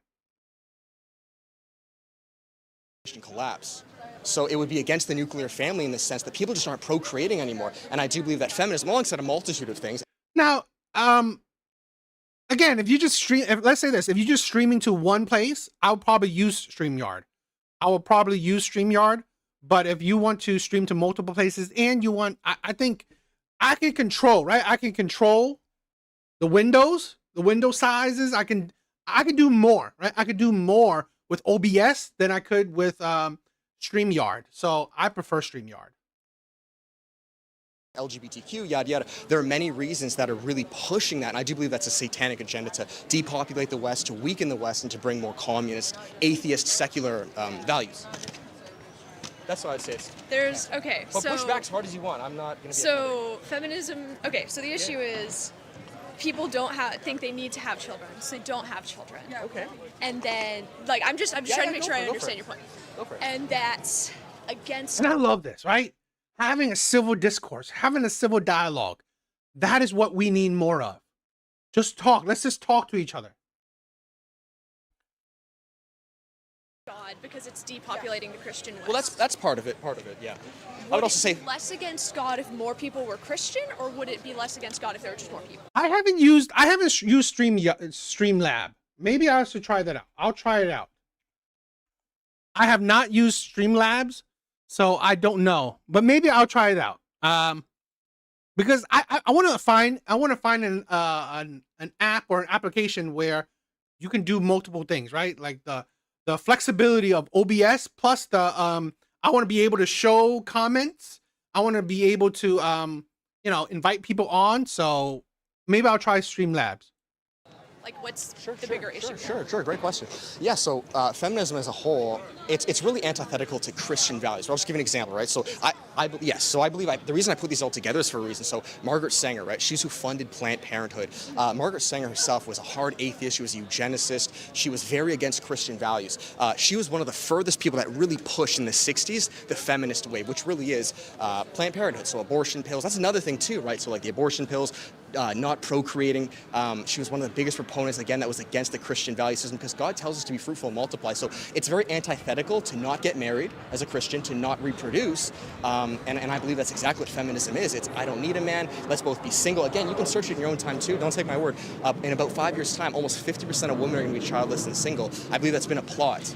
And I believe feminism is absolutely alongside abortion, Planned Parenthood, atheism, secularism. Because the thing is just hear me out, right? You cannot, if you're a Christian, you're not going to subscribe to those values. So of course, if you are a feminist or pro-abortion, usually speaking, you have to be a secular or an atheist. Like, they both completely contradict. Okay, so I feel like this is segueing actually into abortion. Okay, So go for it. I thank you for being respectful too. Some people, absolutely. some people are. If you can't discuss something with somebody you don't agree with, you can't have That's that amazing. opinion. Yeah, you've been great. I lived in Canada beforehand, so I'm used to people being like very, very not good. But go ahead, yeah. Okay. Abortion? So it's unbiblical to not procreate. Forcefully, yes. Now God says you can be celibate, but forced celibacy would be, That yes. part of the Bible where Paul says, like, the condition in which you came to Christ, you should stay in that condition. Where's that figuring in? What do you mean by that? The condition you came to Christ? So, What verse would that be? I'm really bad with verses, I'm really sorry, but in a lot of his letters to the church, I feel like it might be in Corinthians, but don't quote me on that. Okay, I might know which one you're talking about. It might be the celibacy thing. Yeah. Basically, my buddy says, like, yeah, like, he's basically what he's saying. He's like, if you are single, don't go out of your way to seek and force a marriage. Or if you're married, don't go force your way to be single. But again, right, the Bible as a whole interprets the Bible. We are called to be fruitful and multiply. Jesus speaks about that a lot too. So if a woman chooses to stay single, that's not necessarily a bad thing, no. But if it's forced celibacy and let me put it this way, and I'm sorry, I'm gonna let you go. If it's forced celibacy, if it's antithetical to God, if it's against children, that spirit would be. But just celibacy in and of itself, like I'm married now, I was celibate for 4 years. I thought I was gonna be celibate my whole life. That is not anti-biblical, no. But forcing it and rejecting it and pushing or purporting an idea that's contrary to that would be like, nowhere I was celibate for 4 years. Would I go tell people marriage is bad, just be alone by yourself? No, I'd say there's different callings. okay. I'm not political, I'm not with Trump. I didn't ahead, hear come much. chat. Come chat. I'm not with Trump. Where's Trump in this? I'm Canadian. I'm not even from here. It doesn't make sense. That's fine, no problem. You see the guy trying to hold her back. The guy was trying to hold her back. Come chat then. Come debate. Okay. That's fine, no problem. These guys do. You can come chat. If you're gonna calm down, you can come chat. So what qualifies as forced celibacy? Great. Yeah, forced celibacy. Forced celibacy. Or what? Yeah, if you want to come chat, let's chat. Give me your debates, your arguments. What are your arguments? I'm not for Trump. Nowhere is Trump on the sign. It doesn't matter. I'm not a 'cause Christian. All of that shit's related to Trump. So would you say you're being like respectful to people with like different religions? Like as a Christian, just expressing my religion, you think this is like productive behavior? Because just shutting me none down? Of that, right. None of that right. should be here. Oh, that's fine. You can disagree. We live in America. That's great. We can have a friendly chat. You don't have to yell and scream. No, we're not going to be friendly because all of that is This, hateful rhetoric. oh, that's fine. You can agree with that. I mean, we were having a very friendly civil conversation. I have no problem chatting with you. Be Really, calm. because abortion is murder. I have PCOS. Yeah. So if I were to get pregnant, I'd probably die. So then don't get pregnant. Then don't. Yes. Why would you? Okay. Don't get pregnant. No one is forcing you to get pregnant. This is the insanity of a lot of women. Okay. Pregnancy is an option, right? It's a choice. It's a choice. Pregnancy is almost 100% a choice. You have condoms. You have pull it out. You have don't have sex. You have so many forms of birth control. You have plan B. So you have so many ways not to get pregnant. Getting pregnant in today's day and age is 100% a choice. 100% a choice. If you even, I mean, like I had a girlfriend who, it was scared, right? We got scared. 100%. That day we bought plan B. Okay. We didn't use a condom. So It was a risk. So that day we used Plan B. I bought her Plan B, and boom. It's like, seriously, it's like you neglect shit. It's like some people who, oh, you went raw, but you don't buy a Plan B and use it, and you decided not to use a condom. You decided you decided to have sex. There are ways not to get pregnant. Getting pregnant is 100% a choice. It's not forced on you. I mean, and God forbid if it is, but even that, you can still get a Plan B. Pregnant. Simple. So what if I get raped? Do you know the percentage of rape here? I'm going to talk to her. Oh, okay. That's it, guys. That's the fruit of it. Whatever secular atheism running away, but that's fine. Okay. Do you see the false allegation? That's crazy, eh? No, go ahead. There's a lot of that. That's fine. I'm from Canada. It's way worse. What Sorry, qualifies as forced? Insane if it Yo, Eddie, is Canada way worse? I thought America is the worst. I thought America with this kind of battling is the worst. Is Canada more woke than America? You know what? I was seeing Canada news that I think the Prime Minister or someone who's they're trying to make Canada a gun-free country.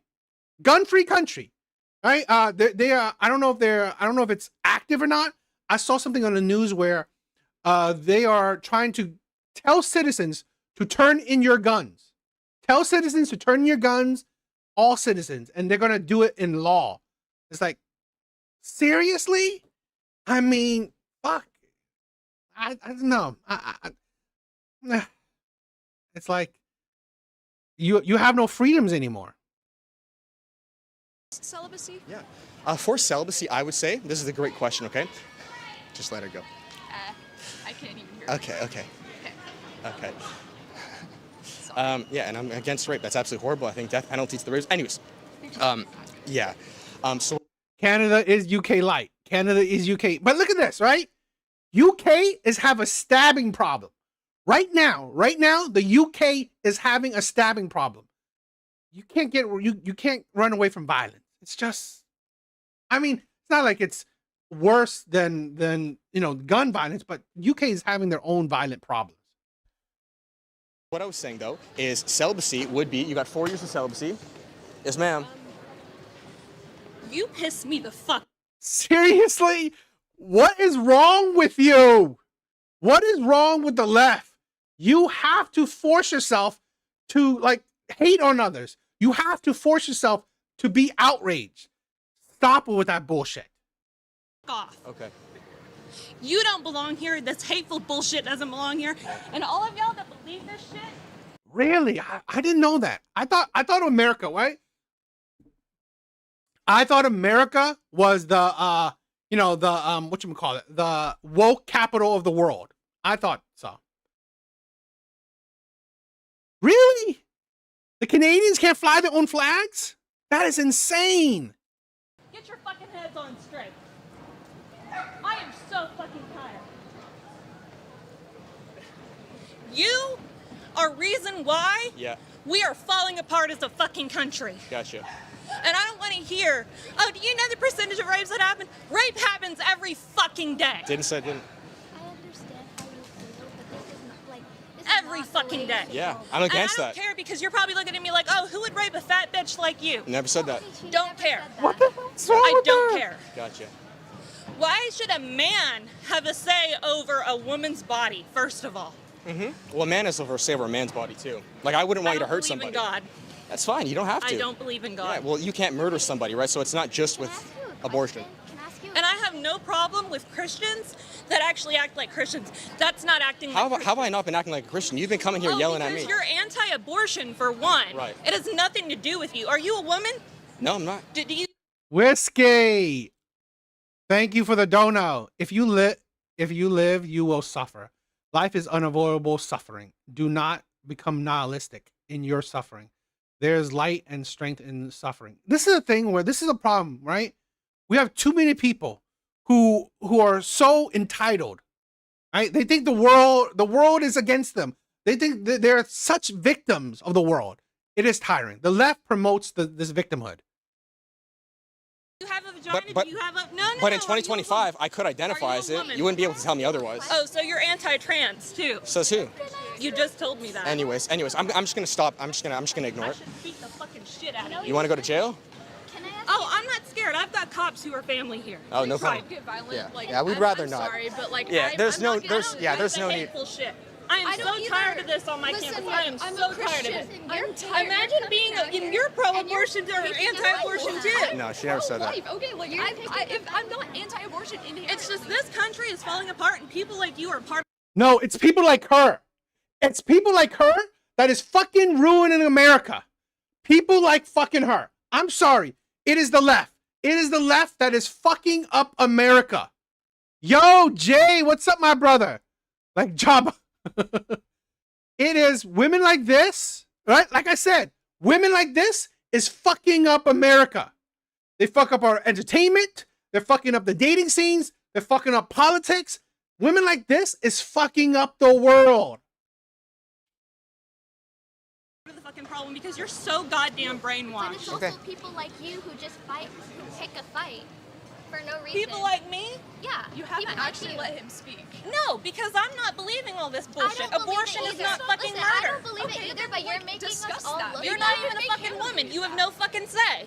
Oh, do you know the percentage of rapes that actually happen? Do you know how many women actually get believed? You think that you see all those people watching this? This right? I mean, this is why I want freedom of speech. This is why I want freedom of speech. Because shit like this, right? You play shit like this, it will deter people. So many people are leaving the left because of this insanity. This right here made me leave the Democratic Party. Shit like this made me leave the Democratic Party because this insanity right here, this fucking insanity. How much things get done in terms of the justice system? No, you don't. Yeah, it's horrible. I'm against rape. I think you should. What's up, AJ? Guys, you got to follow AJ. This is the man. This is the man is amazing. All right, follow AJ. Should be death penalty No, or you're life in pro-rape prison. and pro-fucking incest, apparently. Okay, gotcha. Yeah, because, you know, abortion is murder. So I guess a 13-year-old girl who gets pregnant should have that baby, right? Yeah, there's solutions Who for gets raped that. by her dad or raped by her uncle should wouldn't- have a fucking baby. The child should not have to pay for that since the father, no. Okay, so we live in father should Trump's be paid. America. We live in Trump's America. You're so pro-life. Y'all aren't pro-life. You're pro-birth. You want more kids in the fucking country. We're pro. You want more workers for your capitalist society. That's what you want. No, not Capitalism necessarily. is bullshit. Okay, that's fine. You can agree with that. And I better not be being fucking. I'm being fucking recorded. I didn't consent to that. Doesn't matter. We're in a public area. You came to me, and I do this for my safety too, because people like you who said they're going to get violent have gotten violent. So if you don't want to be on camera, you can walk away. We're having a respectful conversation. I don't want that to get posted. I have no problem speaking to you afterwards. I don't want that. Doesn't to get matter. You posted. came to me. We're in a public area. Okay, so should I break the camera then? Give me a break. This is crazy. Hey man, No, can you keep this or is where's fucking where? crazy. Did you not have a boyfriend? The guy? My fiance is over there. I have 2 partners. 2 partners. You have 2 partners. This. Oh my God! I have a headache. I have a headache. I have a headache. This Jabba the Hutt has fucking 2 partners. 2 men. 2 men with no self-respect. 2 men, right? 2 simps. 2 fools. 2 men with no backbones. 2 men with no self-respect is shacking up with this one. I've said this before. All right? I've said this before. Women have it fucking easy.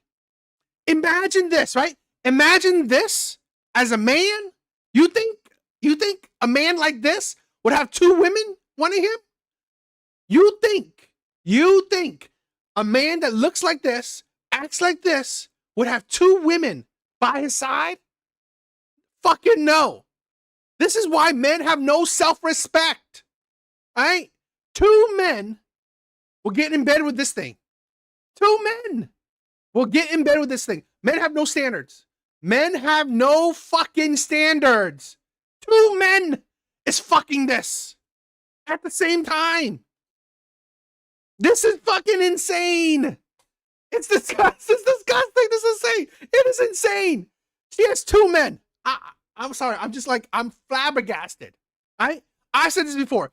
It doesn't matter. You're fat, you're skinny, you're ugly, you're pretty, you're fucking annoying, you're miserable, whatever. All women have options. I have zero sympathy for women who can't find a man. There will always be a fucking simp out there ready to get with you. There will always be a simp out there that will be with you. Women have it fucking easy. I'm flabbergasted. Shit.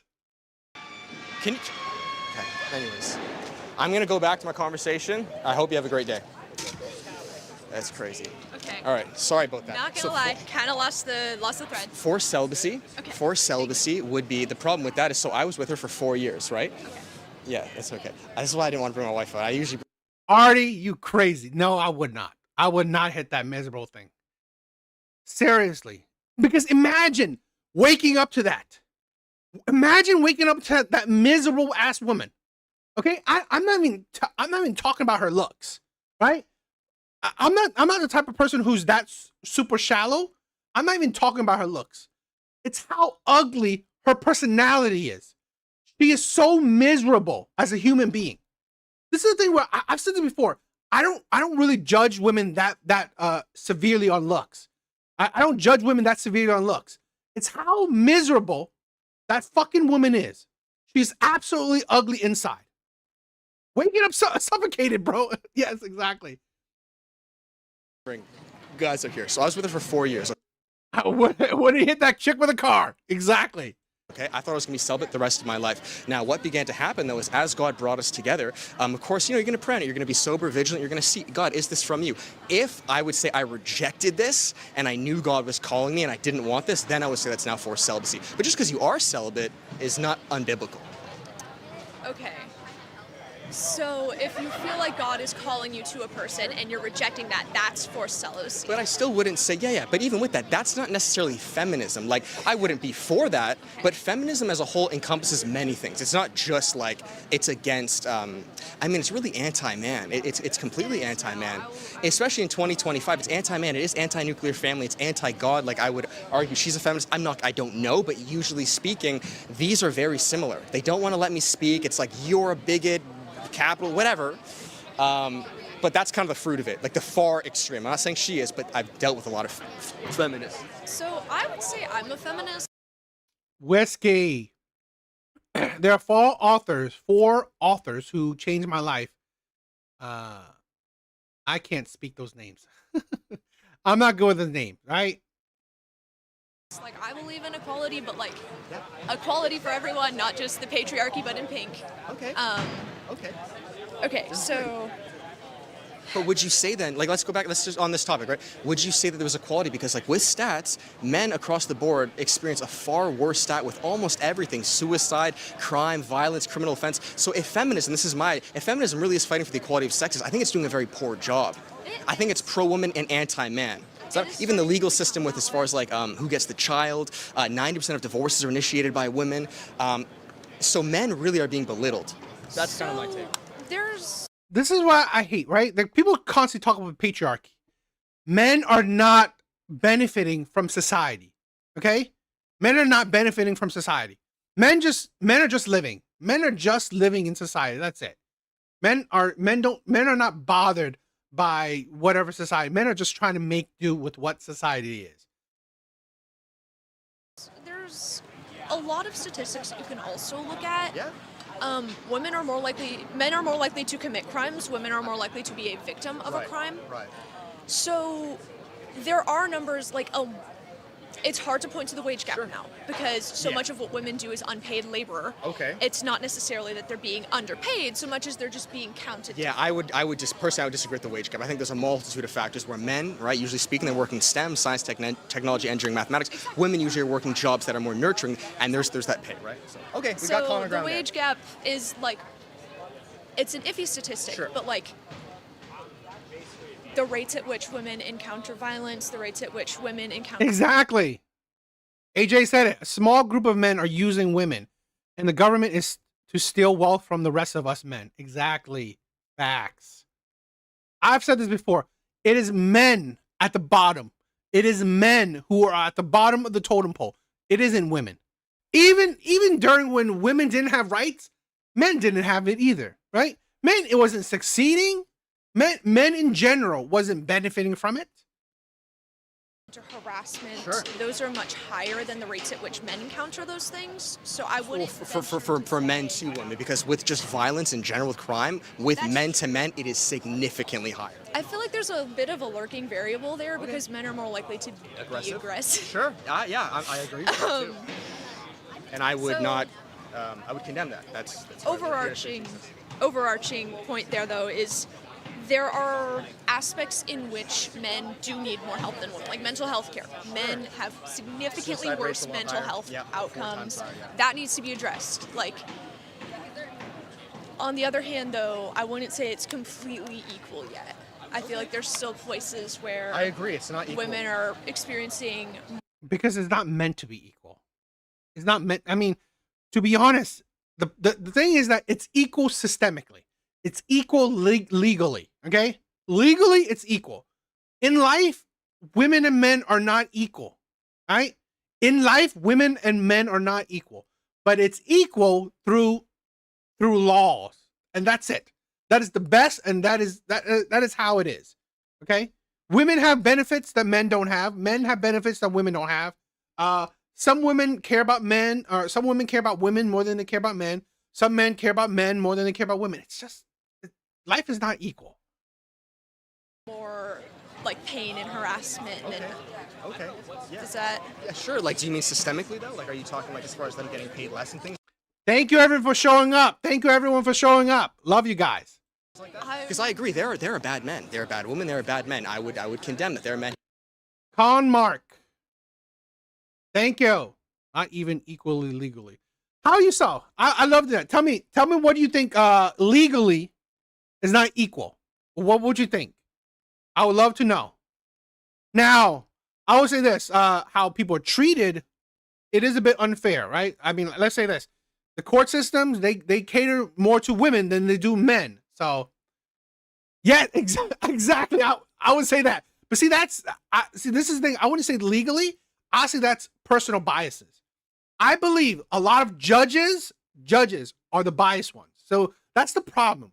We have the human factor in it, where judges will be biased to women. Let's say they will be biased to women in family court. Judges will be biased to women in family court, where they think, oh, women should be the 100% custody, or women are too dainty, women are delicate, so they shouldn't have as long sentences as men do. It's those stupid personal biases. Maybe we'll abuse, catcall, whatever. But then that shows you, right? Society as a whole, I think men are always at the bottom. Men are always at the bottom of the totem pole. So, and men don't even fight for equality like women do. Women have, I've said this before, women have more power than men. In today's day and age, in 2025, women have more power than men do. I'm sorry. So socially, women have more power than men. Family court, women have more power than men. I have to look at things as systemically as possible, right? And if it's the other ways, that's why we're here ultimately to share Jesus, to be a born-again Christian, right? Jesus says in Ephesians 5 to love your wives as Christ loved the church, which is self-sacrificial. I got to die, right, for my wife. So, and that's a complete different topic too.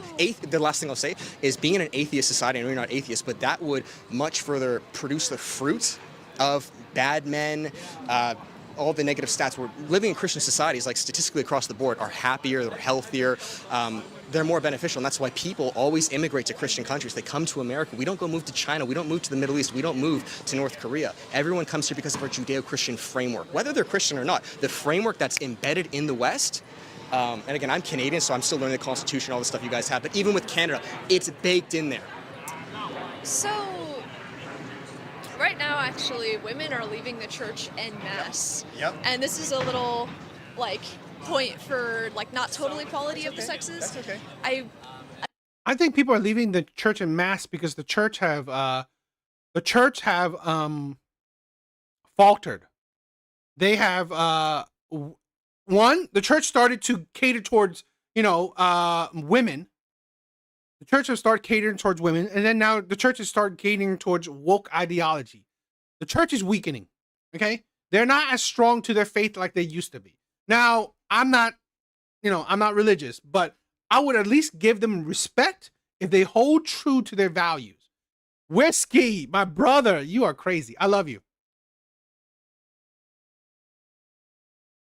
Again, I'm terrible with verses, but there's a verse in the Bible where Paul says a woman doesn't have the right over her own body, her husband does. But in the same way, a husband doesn't have a right over his own body, his wife does.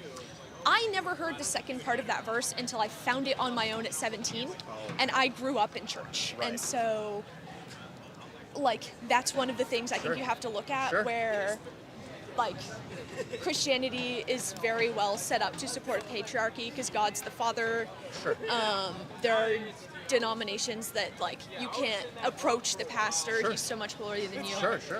I would say, though, that that's the pastor's fault or the church's fault, not Jesus' fault. I just want to give you a quick example with Beethoven. Let's just say, and I'll let you go, because these are great. Let's say I play piano, and I don't know Beethoven, and I butcher it. That would be my fault, not Beethoven's fault. So a lot of churches misrepresent Jesus, but ultimately that would be the pastor's fault. So I would condemn that as well. I don't, like, for the record, I don't think Christianity is an inherently sexist religion. I think it's a pretty equal religion. There are ways that it can be very easily construed into bigotry, and I don't like that. But I would still say, though, that that's still better than atheism, Islam, or any other secular society in the world. Like, Christian countries are the happiest. You can go to Europe, Finland, all the Nordic. They're the happiest, we could say wealthy, but who cares about wealth? The happiest, most affluent countries in the world. And that is because of Christian values. So I agree with you. There are certain places in the Bible where it's misconstrued as misogynist, yada, yada. But it was Christianity that freed the slaves. It was the abolition of the, William Wilberforce, the abolition of slaves. It's Christians who go into the Middle East, these places to save young children. Like, even though, yes, there's some bad, I would choose that any day over anything else. I mean, any belief system, any grouping of anything is going to have some bad attributes. But I would say the other religions or ideologies far outweigh the bad compared to Christianity across the board. And it's just evident. I mean, just look geographically, like the Middle East, it's absolutely horrible. That would be oppression of women. We have China, we have communist countries. That is oppression of both man and woman. And I just find it a little hypocritical, not your sense, but people say, you know, Christianity, like, I'm a woman, I'm so oppressed. But we live in the West. Like, I don't think a lot of these people have actually been to, like, the Middle East where, like, they face real oppression. Are things perfect? No, they're not perfect. But it's Christianity that's giving us that freedom to be able to speak, freedom of religion. These are all Christian concepts. Jesus doesn't want to force everyone, like a communist, to be Christian. No, we want to be able to come to it. So separation of church and state, that's a Christian concept, right? That's why we have free will. If she didn't want to talk, that's okay. We just dust off our shoes, right? Interesting. It was a fun video. I think it was a fun video. What do you guys think?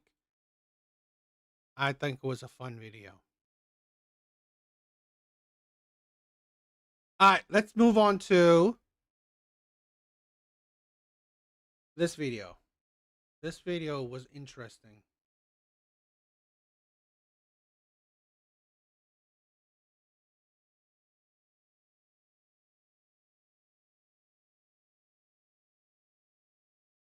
I thought he was gonna get punched. What's up, my brother?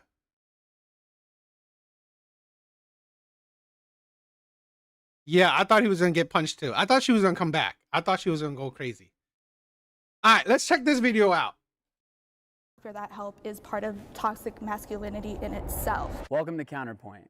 I'm the host, Ryan. In this episode, our guests on both sides aim for equality, but do their pursuits for it clash? That's what the men on this side of me and the women on this side of me will discuss today and uncover, along with so much more. Toxic masculinity is a real thing. We'll start by having the agreeing people come up now.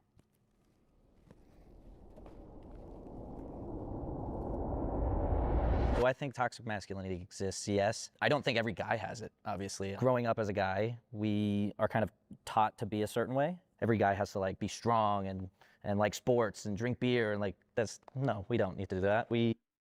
Toxic masculinity is not a real thing. Terrible people, right? Bad people is a real thing, okay? Toxic people is a real thing. Toxic masculinity isn't a real thing. Being a man isn't toxic. Just like being a woman isn't toxic. Being a terrible person, that is the thing. Okay? That is what we're lacking.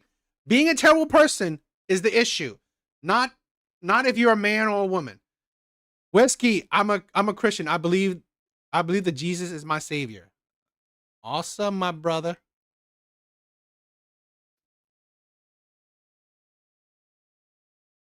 we can enjoy things that are not masculine. For an example, I like Being a candles. terrible You know what I mean? Like somebody will come into my apartment and be like, "Oh, that's gay." It's like, no, it's not. It's a fucking wood scented candle. What do you mean? But yeah, I guess that's kind of where I am coming from on the point. I think toxic masculinity is overused as a phrase, but it's totally a thing. I think there's these guys trying to like prove that they're macho and prove that they are just strong and buff, and then they overcompensate for their insecurities, and it comes across way too aggressive, and it just rubs people the wrong way. That isn't masculinity, right? That's just probably insecure men, or I don't know, just toxic men. It's like toxic people. I agree with what both of you guys have said so far. I think you've done really good job offering definitions as far as what it looks like as a woman who has been on the receiving end of some of that toxicity. My best way to define it is just by giving more examples of what I think it is. If I'm in the workplace, the service industry, for example, and my manager, who is a man, is repeatedly passing behind me and brushing up against my lower back, or a point to talk about how many times he's exercised this week. That doesn't make it a masculine thing, okay? That's not toxic masculine. That man is a creep. That person is a creep. Don't stop blaming that shit on masculine. That isn't masculine in nature. Being walking by a woman and talking about her body. That's not masculine. These are little things that Word kind of add up salad. as a woman who has experienced toxic masculinity that is rather frustrating. And I think the overcompensation. Oh, PA, what's up, my brother? Aljun, thank you for stopping by, my brother. Like you spoke to is just really unnecessary. Like, can we have a conversation without the macho persona coming out? Because at the end of the day, I see people as people. When I look at a man, I don't see a man first. I see a person. So you don't have to prove to me that you're a man, or whatever the case may be, I think I agree with you most, actually, on what toxic masculinity is. But I would Verbal even go a diarrhea. step further and say that I think some men are just... Guys, please check out the Discord, right? If you guys want to recommend any videos to me, Evil Eddie has recommended some videos and I have shown it. You want to recommend some videos, you want to recommend some topics, please check out our Discord. And if you want to talk with, with your brothers, those are the place. so afraid to be feminine or seen as feminine that they go above and beyond. Like, they have to show off to their boys, like, I'm a man, I can do this, I can, An example of that from my personal life is I dated a guy and I'm really into skincare, right? I think it's important to take care of yourself. He would not. No skincare, would not. My little drops or my face masks with me. Skincare's for everybody, but you correlate it so much with a woman that you're just refusing to take care of yourself altogether. That just doesn't make sense to me, And I think maybe that's an extreme example. That isn't toxic masculinity. That is some men just being lazy. Some men just don't find the need for it. Because here's the thing where this is the problem with a lot of women. Not necessarily in general, men's skin is not really, if you are gorgeous, if you're good looking, great skin, yes, you'll get more traction. But in general, he still got her, right? It was her boyfriend. So he didn't need to care about his skin, his skincare to get with you. So why did he go to extra work?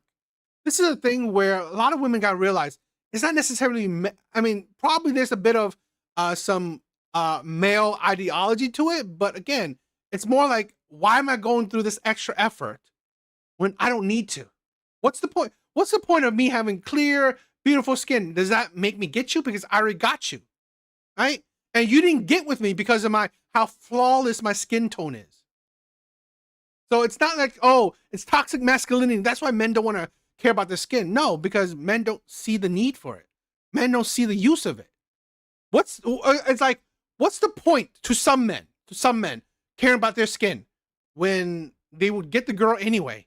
When, to be honest, let's say a man has perfect skin. Would she still get with him if he was broke? No.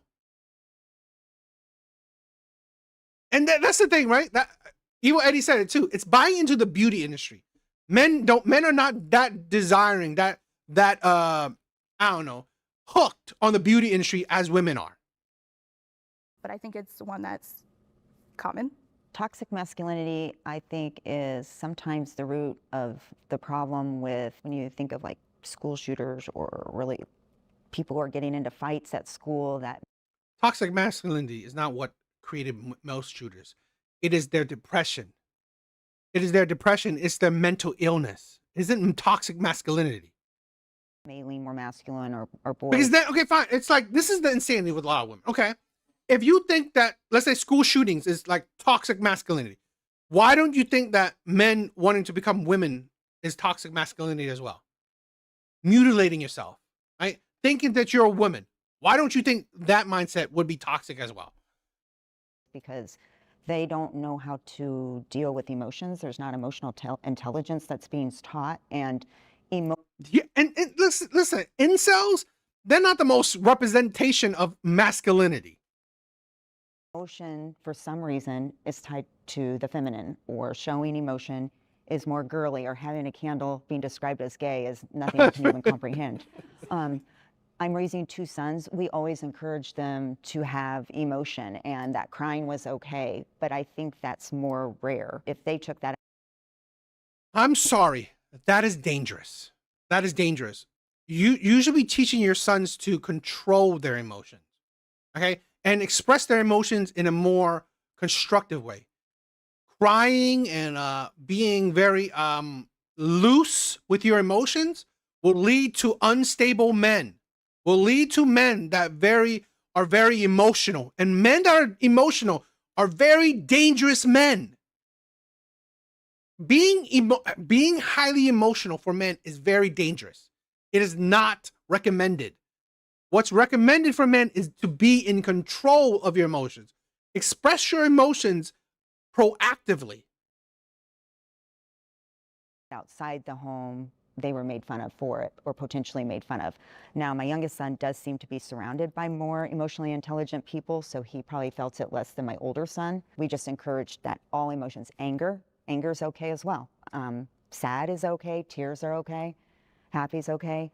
But I think that if we encourage our boys, or those presenting as such, to stifle all of their emotions, I think that's where the aggression comes out. They don't know any other way than to become aggressive, and I think that that's a real detriment. And that's where you think the toxicness comes from. Like, that's when it's stepping into the toxic. Yes, men should remain stoic. Be in control of your emotion. Express your emotions proactively. Whiskey. Throughout my life, I have been sexually harassed by both men and women. I've never understood it in my naivete. Right, and that there's some sort of expectation, perhaps said, perhaps quiet, that boys, men have to be in athletics. Boys, men have to be in a certain sector of employment. Boys, men have to be the breadwinner. I mean, that's a lot of pressure on boys and men. And now I think it is a great time to bring up our one disagreeer. Come on up. Why don't you start by just kind of letting... I read the comments. It's like they said 5 women against 1 man. us know why you think that there's really no toxic masculinity. It really comes from just kind of the perception people have on how men react naturally. This toxicness that stems from like the household, how they grew up. And as you can see, like through the feminist movement, it's more empowering for women to be single moms and to do whatever they want. And that a lot of the times those men that they deem as toxic actually came up from those households when they don't have the structure. Because like you said, it's a good for the women's side to have, you know, be emotional and let you express yourself. But without the man, you need to have someone in there that has like a foundation. And that brings men a lot of strength, that they have that example of a man to be strong and how to actually handle your emotions instead of just letting them out and stuff. I think it's a disclassification of just maybe people who have issues, you know, maybe they need help in some sort of way, they feel insecure, but by victimizing them as like this, they're a toxic male and putting them in this box, it further isolates them from like society and pushes them down deeper down that rabbit hole. By isolating these men and like kind of putting men in like a trait of like, okay, that's toxic, you know, I'm gonna cut them off or whatever. I feel like it's very dangerous and it's very hindering to society because, you know, you need to understand where the guy's coming from too. You know, it's not just they have a perfect personality and so they're going to be overly masculine and now they're overtaking things. Like it's never that situation, as you guys alluded to earlier. It's more of like they need help. Be cool. Maybe they're trying to talk to you. Maybe they're trying to have some sort of conversation, but it comes off a certain way. And since society is labeling that, they get labeled as a toxic person and just it's hurting them as a whole and it's not helpful at all. So you're saying like the label itself is what's continuing to allow men to be toxic, if that is a thing. Like what it's being seen as is toxic, right? Like, yeah, because it's basically just writing them off like, oh, you're toxic. So like you're Yeah, and it's like a thing too where it's like, oh, well, you're gonna label me that? Okay, maybe I might actually go full in and be that 100%. Maybe that's where the incel movement's kind of come from, you know, the we hate women. You know, I feel like what it started from is like the feminist side of we hate men. And men were like, okay, what's going on? And as a reaction to that, you know, it starts to have that swing of, you know, everybody's being on different polarizing sides and, you know, because they don't feel represented. I mean, what do you guys think of that? Go ahead. I appreciate the need to remove labels from things because I think as a society we do tend to over-label things. Your claim to women having emotions and needing a man to balance them out per se is not true. And by implying that women need a foundation, you're implying that women can't build foundations on their own. If you are inferring that women are more emotional, that doesn't mean they're incapable of handling their emotions when a man 70%. I always love using this stat. 70% of one-way domestic violence is committed by women against men. Men are not overwhelmingly abusing women. It is 70% of one-way domestic violence is committed by women against men. Shows you it's emotional, right? Shows you that the emotional imbalance. The majority of criminals in our prison system, majority of prisoners in our prison system, majority of criminals, right? Majority of criminals are raised by single mothers. They come from a single mother household. The majority of criminals, of degenerates, right, come from single mother households. The proof is in the stats. The proof is in the stats. isn't around. In order to grasp hard concepts as humans that we need to label things in order for our brains to make sense of them. So like I said, while I do appreciate your call to not maybe label men as toxic because then that could just fuel the toxicity, do you have any other suggestions maybe then for what we should call? The majority, right? The lesbian, right? Lesbian couples, just like Laughing Man said, lesbian couples have the highest rate of domestic violence. Even more, right, than gay men. You surprised, right? They have, it's lesbians, heterosexual relationships, and then gay men, right?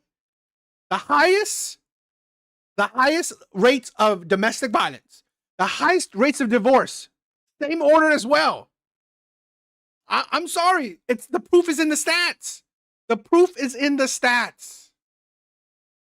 All behavior that men exhibit that is per se like dangerous or Whiskey, I don't like crying. I did cry when my father died and when each of my hounds died. I also sometimes cry when I think about the time in Iraq.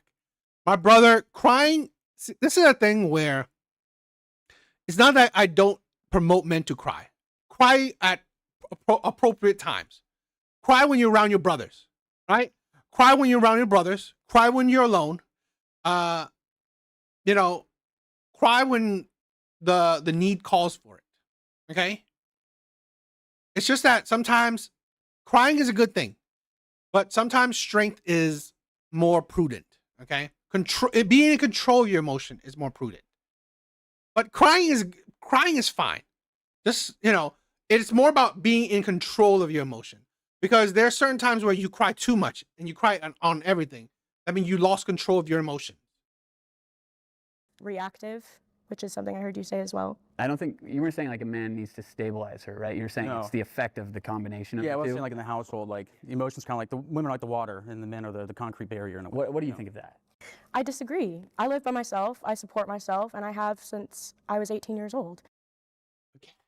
He's talking about the family. He's talking about the family. He's not talking about you. I've had to find that stability on my own without a man beside me. And while I agree that women's emotions might be more fluid, I don't think that having concrete around to balance it out is necessarily a good thing. I think that sounds a bit stifling, actually. Okay. So I was gonna say, there's like this whole complex of like alpha and beta males. And I've been labeled beta male majority of my life. And there's like this pendulum swing, and we gotta find the balance in the middle, where we can appreciate both sides, so that we're not toxic males trying to overcompensate for insecurities. And we also gotta appreciate our feminine side and women so that we can meet in the middle. Fair. What do you guys think about just everything that his first original statement? I think in regard to what you said, I think that's something for men to do. And what I mean by that is I don't think, or at least most women I know, think men have to be like strong and macho and carry the heavy furniture and drive trucks and all of that. I think that's an expectation men have for each other. And Men don't have that for each other because here's the thing. Men don't benefit from that. Men don't give a shit if you provide for me, right? I don't give a shit if any of my brothers, right? If any of my brothers provide for me because I don't give a shit, right? I don't care if any of my brothers are provider male. It means nothing to me.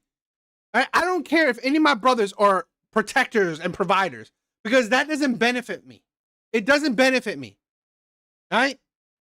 A man like that can carry like fucking couches means what to me? Right? If I'm not paying you, to move my couch, I don't give a shit if you could move a couch. Right? It means nothing because it doesn't benefit us. So no, we don't really put that on men. Men don't put that on men. Women do. so that's also part of where the toxic masculinity part can come in, because another thing that you had said was, I guess the manifestation of toxic masculinity is a result of like needing help, like a cry for help and not necessarily getting it. But I would say that feeling like you can't ask for that help is part of toxic masculinity in itself. Because again, I think that's an expectation that men put on each other. You have to be strong, you have to, do all these things. And like I said, no woman I know has that expectation. I don't think men should have to be strong all the time because they're not, and that's okay. But I think men need to start holding themselves. Whiskey, exactly. Women do not like when men cry because they don't. They find it feminine in nature. To that same standard, I guess, if that makes sense. Yeah, 100%. Question for you, because I know that guys don't have to be, right? I do hear a lot about that. What do you think happens to men when they don't follow that? You're a man, you're supposed to be this and that. Let's say you started crying right now in front of everybody. Yeah.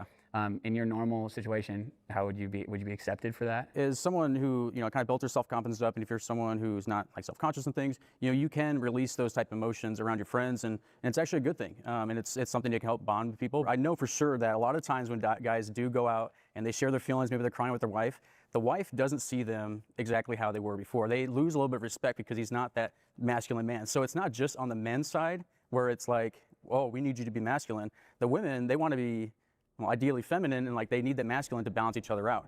And so we need each other for the most part. Feminism killed chivalry. We'll start by having everyone that agrees come up now.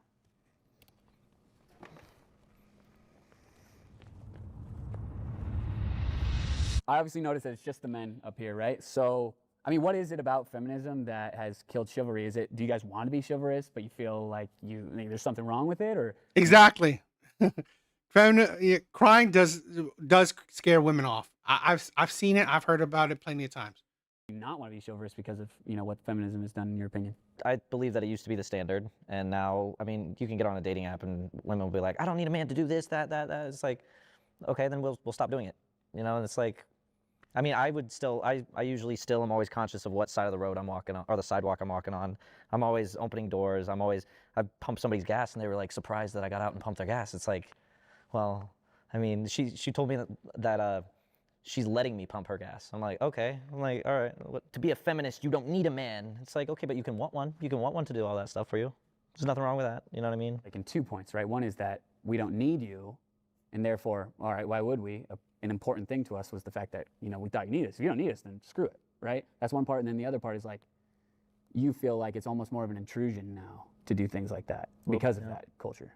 Okay, and what about you guys? I want to do those things, and it's kind of just in my nature, but like I feel like the reaction from girls when you do that type of things is very skewed nowadays. Accidentally like, oh, you hold it open for me? Well, I can do it by myself. I don't need a man to open the door for me. And it's like, all right, fine. I'm not going to do anything like that for women, and if you want it that way, then you can have it. You can also ask me out. You can take me on the first date, like it's like they want to make themselves masculine and not act like we're not in some sort of balance between each other. Okay, women can go do whatever they want. They can have a million options, be single forever and then never have a kid and be lonely. And it's like, really? I don't know why.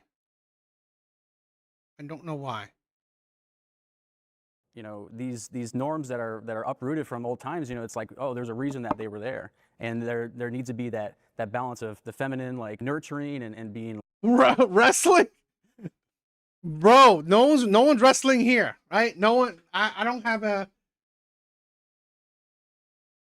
I don't know. There's no wrestling.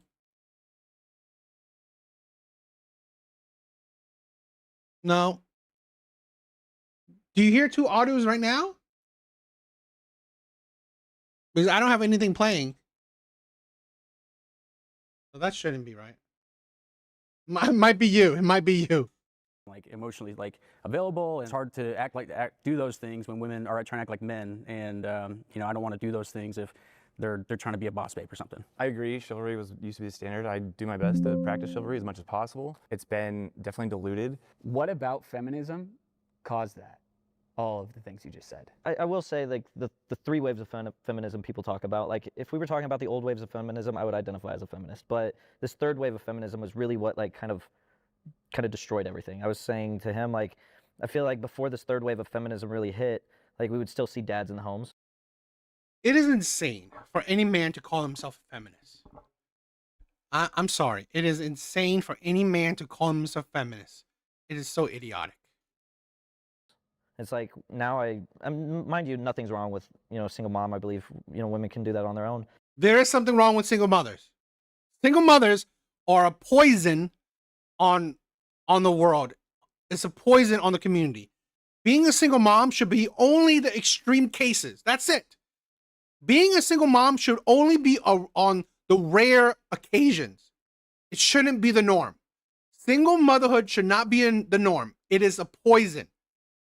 Yeah, but I believe this, like, new wave for some reason has pushed men out of the home because, like, it's this I don't need a man type mentality. And it's like, you don't. Like, if you find a good man that'll stay in the home, your life will be 1,000 times better. Masculine, like, you can find a masculine woman too. Like, it doesn't have to be a man, but, like, that energy does balance out. And I feel like this third wave has really, I don't know, just kind of pushed men out. Did you say masculine women as well? What the this is the fucking problem with feminist men.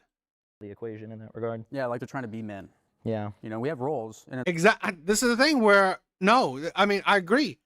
We shouldn't have single mothers. We shouldn't have single mothers. You should be with the father of your child. It's like nature. That's how we're wired. I mean, I know so many, like, I'm 30 now. I know so many women like my age that never got married. They're like, they don't have kids. They're ultra feminist. Now they're lonely. They're some sort of mom, you know, they're cat mom, plant mom. You know, they're going to be a mom. They want to be a mom, kind of like men. We want to do things. We want to build and conquer. And like women, they nurture and grow and you know, like, we have our complements with each other, and that's why we need each other. And like the new wave feminism is like, you don't need a man. Okay, well, I think now that's a really great time to bring in I don't think we believe you need it, per se. We do it more out of love and our appreciation for you. Like, we do things to show our love. Sure, but then don't sweep in acting like you're my hero for doing that. You know, like, at least in my experience, I've had that. And again, like, I will admit, I like being a passenger princess. I like when a guy drives me around, you know, and I don't think there's anything wrong with that. That's something that I don't need. I welcome it, sure. I like it, but it's not something I'm expecting. It's not something that I'm needing. Well, I can see with what you're saying is, like, you actually don't have a problem with chivalry or, like, guys wanting to do things. It's more of like the, hey, I just did that for you, and expecting, like, to be appreciated for something that they want. It's like if you give somebody a gift, they say it's not really genuine if you, like, wanted something out of giving them something, right? Yeah, I think it just depends on the context, on the scenario, how well you know the person. Fair. Because I mean, everyone's gonna be different. Everyone's gonna approach things differently. For me, I really only like it if like I'm into somebody, right? Because then if guys, and this is so bad of me to say, but then if the guy expects something of me in return, then I'm more inclined to give that. Does that make sense? More receptive to it when it's a guy I know, guy I'm hanging out with, guy maybe I'm interested in dating. I think a lot of the older generation is like kind of really guilty of like saying like, oh, you're a woman, you can't open this door, let me run ahead in front of you and open it for you. And I think that's where the line gets blurred a little bit, because I know you are trying to be kind, but it's also coming across that you think I'm weak and you think I can't do that myself. And it is a difference in generation, sure, but. Well, I think that's maybe just like how you perceive yourself. Because I mean, I don't know anybody who's just like, oh, this woman can't open a door, so I'm gonna open the door for him. Like, that seems ludicrous. That maybe seems something more like maybe your own personal experience. How you're viewing it is more like of a victim. Like, oh, okay, he's doing this. Oh, he must want something from me. Oh, he's just trying to be super masculine, and you find a negative, and then that's your reality. You know, like a lot of times guys just, hey, we just want to be good guys sometimes. You know, like whatever example. But I think it's really how you perceive it. And you know, guys aren't trying to show off and, oh, you can't take your jacket off for you. You know, it's like stuff like that. It's not Because that's reality. because that's what being a woman is like. Does that make sense? Like, Yeah, go explain. Can you imagine if every time you went to the gas station and you saw a guy and you were walking in at the same time, you're like, oh my God, I really don't want to talk to anybody right now. I don't want to be perceived. I don't want to be seen. And this guy's going to open the door for me to be chivalrous. Okay, thank you. I appreciate that. I open the door for everybody. That's fine. I like really don't care. Like you opening the door for me, for one, is never going to get sucked. I'm not going to be surprised or like overwhelmed by joy because you're opening the door for me or because you're pumping. Sounds like the reason why chivalry has died, right? It's like women make men's acts so they belittle men's acts. So this is why, right? Men, this is what has killed chivalry. Oh, it's like men think that because he's opening the door, he wants something. Fine, then fuck it. Then let's just not do it. Let's just kill it. Let's kill it off because here, fine. I'm not gonna go over the. I'm not gonna go the extra mile for you, right? And then you won't have to perceive that. Oh, I just want to hit it, right? So we're good, right? So let's kill chivalry. Let's do it. Unless I like him, yeah. My gas. Like, and there was a comment made specifically that women are so hyper independent that they don't need a man and it makes you not want to do it. Why don't you challenge yourself and learn how to be chivalrous in a different way? Like, oh my God, I'm exhausted. I just woke up early. I went to work. I had to feed my cat because I am a cat mom. I had to go to the grocery store. I had to exercise to take care of my health. Maybe I had to go to the doctor's appointment. And then I get home, I have to cook, I have to clean, I have to make dinner for me. Right. Clean the house for me. That's a really chivalrous act. I agree. Acts of service is a great chivalrous act. But just because chivalry, as we knew it back in the 50s, 60s, 70s when women didn't have rights to begin with, like the role of a woman was to shut up, look pretty, and stand by his side, yeah, then maybe opening the door is an exciting thing. But today, I open my door every day on my own before I go out into the world. I don't need you to do that for me because I got it. And it's not a bad thing on you. It doesn't, like you were talking about negative perception. It doesn't automatically mean if a woman says something like, oh, I'm letting you pump my gas. It doesn't automatically mean she doesn't appreciate you. Yeah. It means it took 100. It does. When you give an attitude, it shows you that it doesn't seem like you appreciate it. Years for women to get to this point, and you damn sure better respect that. You better respect autonomy and independence because it's such a small thing to like appreciate. Imagine only being restricted to the home or only being restricted to being a mom or only being restricted to your interpersonal world because the external world won't allow you to work or won't. Oh my God, so bad that you can't work. So how about for men where they're only allowed to work, right? Men's job is work. It's like you're such a victim. I feel so bad for you. Allow you to vote or whatever. The chivalry that was around. Wow, that, voting is such a great that thing. referred to as chivalrous existed during those times, and it's outdated. Okay, I do want to at least hear. I do. Exactly. Well, again, here's a woman saying chivalry is outdated. So literally, she's proving the point that feminism killed chivalry. Brady, what's up, my brother? Just want to clarify maybe what my perception of feminism is. Earlier, it felt like that there was an illusion that it's man-hating, and that's not at all. It's just about equity. So, I mean, that's just...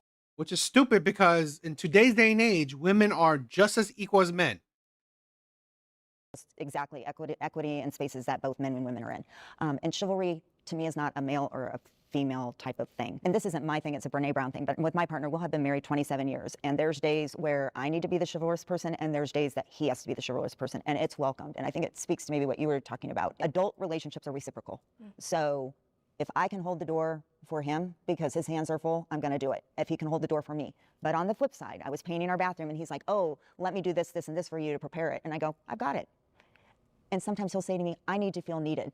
And then I'm like, okay, then do it if that's what you need right now, if that's what's going to fill your bucket. And then there's other times where I'm like, I actually need to do this because I need to feel worthy of the process front to back, that I can do it. So my question for you guys, I heard a lot about, you guys think that we can't do it. What are your guys' response to that? Yeah, I've been kind of trying to hold back on saying this, but like everybody's been talking about needs. We know you guys don't need that. Like we don't need you to tell us that you don't need it. We are just doing it because we want to. So when somebody tells us, like for example, if I hold the door open for somebody and somebody's just like, I don't need a man to hold my door open for me, it's like, okay, like then I won't. Cool. Like, but then it kind of is like a snowball effect where I stop holding the door open for other people. It's like I just don't need you to say that you don't need it. That's a like if you personal appreciate choice, it, though. sure. But it's like if you don't need it, we know that.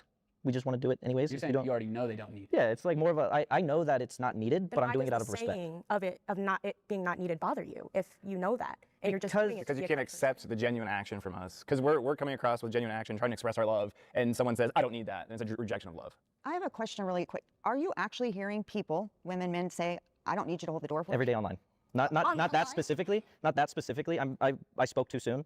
So, but I do see so many people online, specifically women, talking about how they don't need this from men, they don't need that from men, they don't need. It like varies about like whatever they're talking about, but it's constant, like just punches in the face as a guy online all the time. Those comments. It's just, I mean, my algorithms suck for sure, but. Well, can I respond to that? Yeah.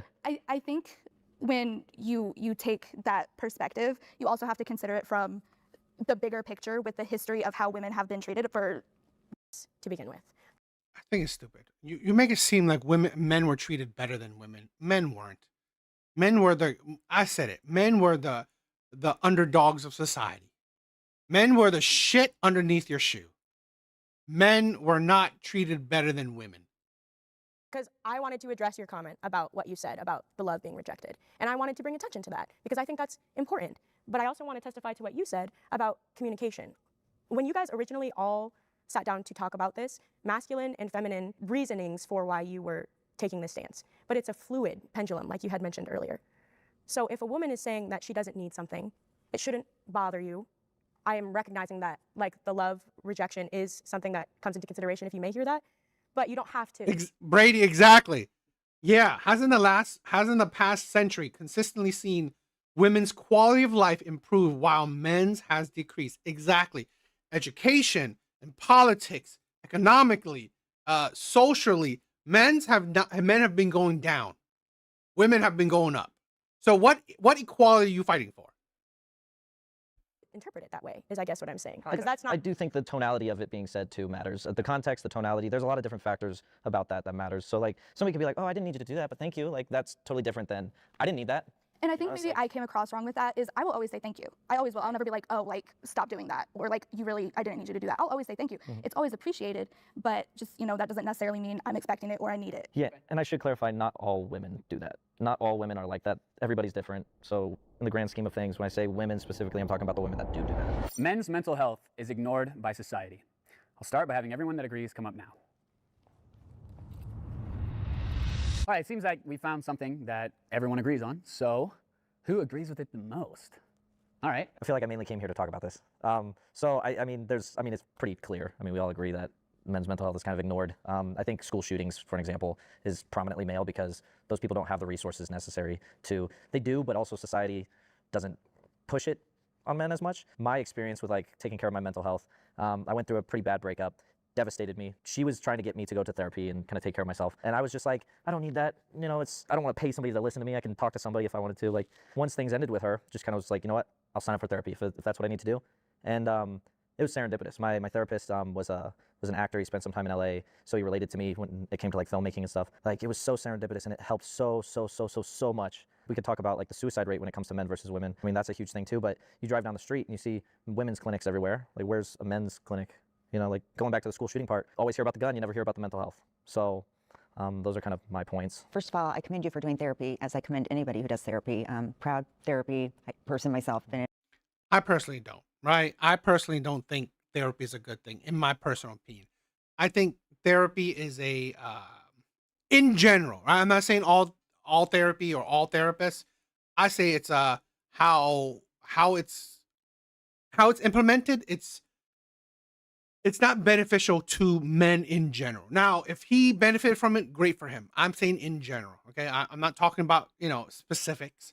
I just feel like how therapy is it's more geared towards women's sensibility.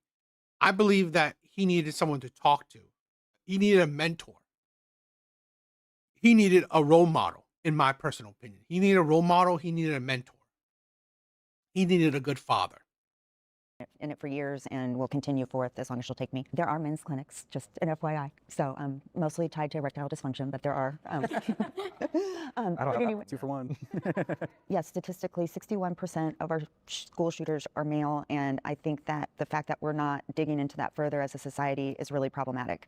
We're not taking care of our kids, all kids, but our boys. It ties back to, I think, the toxic masculinity, allowing them to be emotional or angry, but how do you... It's not toxic masculinity. It's misandry. It is feminism. It's no care for men. It's just this is why I said the patriarchy and shit. Nobody cares about men. Neither men nor women.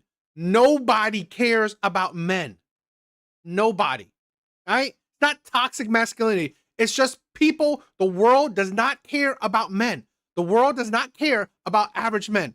They don't care about your bricklayers. They don't care about your plumbers. They don't care about your electricians.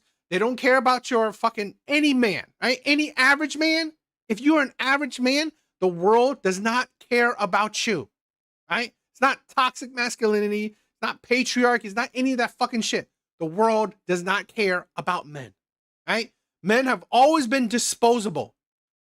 In this world, men have always been disposable. Average men have always been disposable in this world. Women are more valuable, right? Women are more valuable in society than men are.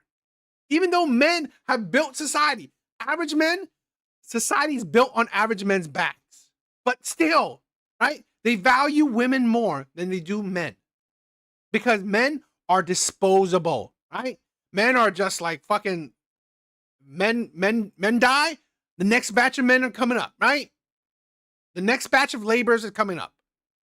When a kid is angry, or a young boy is angry, how do they express that? Maybe they need to be taught, and we aren't necessarily teaching them. All of you here appear to be younger than myself, so you're in a generation that I hope that you can help thwart that. I feel so strongly about what both of you guys have said. I'm also a proud therapy goer. I have a personal tie to this question because I grew up in a household with a father who was not very present, who didn't know how to express his emotions, and I kind of grew up resenting him for that, a lot. And I went to visit my grandmother the other day, or a couple months ago, sorry. I can't believe I'm crying on camera, sorry. Take your time, take your time. And I looked at this picture of my dad when he was a little boy. And I talked to my gran about what he was like when he was a little boy. And that was a different guy that I knew and that I grew up with. How wonderful and transformative therapy has been for me. And I think about how, if anybody had told him that it was gonna be okay, or told my grandfather, who was a veteran and who fought in Vietnam and who had severe PTSD, that his terrors were real and not in his head, that he wasn't crazy, I imagine my family would not be as fractured as it is today. I think about my little brother. I think about how I'm not there on campus to talk to him about how he's feeling. His room isn't across from mine anymore. I can't go check on him like I want to. So if you are watching this, and instead of seeing my tears, I ask that I go to church, I do men's groups. I mean, there's such an epidemic with addiction. Pornography is a massive addiction that no one's talking about right now that causes so much stress and pressure on guys that they're just burying things deep inside of them. Alcohol, I was big into cocaine for a long time, but we don't talk about it because it's so fearful to talk about because no one knows how to handle it. So we don't know who to talk to a lot of times. And then therapy is not super recognized. I talk about it as much as I possibly can. I absolutely love it. I encouraged previous relationships I was with to go to like couples counseling because I wanted to work on that stuff. And didn't work out, but I continue to go to therapy because I know that's what I need. And I think everyone in the world needs therapy. And we're all broken. And it's a beautiful thing. It's not a bad thing. It's something we just have to embrace so we can actually figure it out. So I was at work earlier today and there's a bunch of dudes. We work in a warehouse. One dude was, I don't know, complaining about something. It's like, oh, stop being a whiny baby. You know, it's like that's where that, you said the masculinity comes in. And it's like you're putting shame on someone for just expressing themselves. And so then they hold back and then they don't want to be vulnerable. It's a crazy expectation that it's like people. This is a thing where the problem is maybe therapy worked for him. Great. But again, in general, therapy does not work for men in the sense that men's mentality, right? Men's mentality, they want solutions. Okay, fine. If I'm depressed, tell me how to fix it. That's what men want. Men want solutions, not just like, not to baby you, not to cater to you, not to, infantilize you, right? Not to like, this is the thing where men don't desire that. Men want solutions, right? Talking, having a mentor, right? This is why I'm saying, we talked about this, right? Go to the gym, focus on your finances, talk to your brothers, right? You could talk about emotions if you have any, but you know what? You got to focus on also building yourself, also pushing yourself, be better than yourself, right? He continues to be better.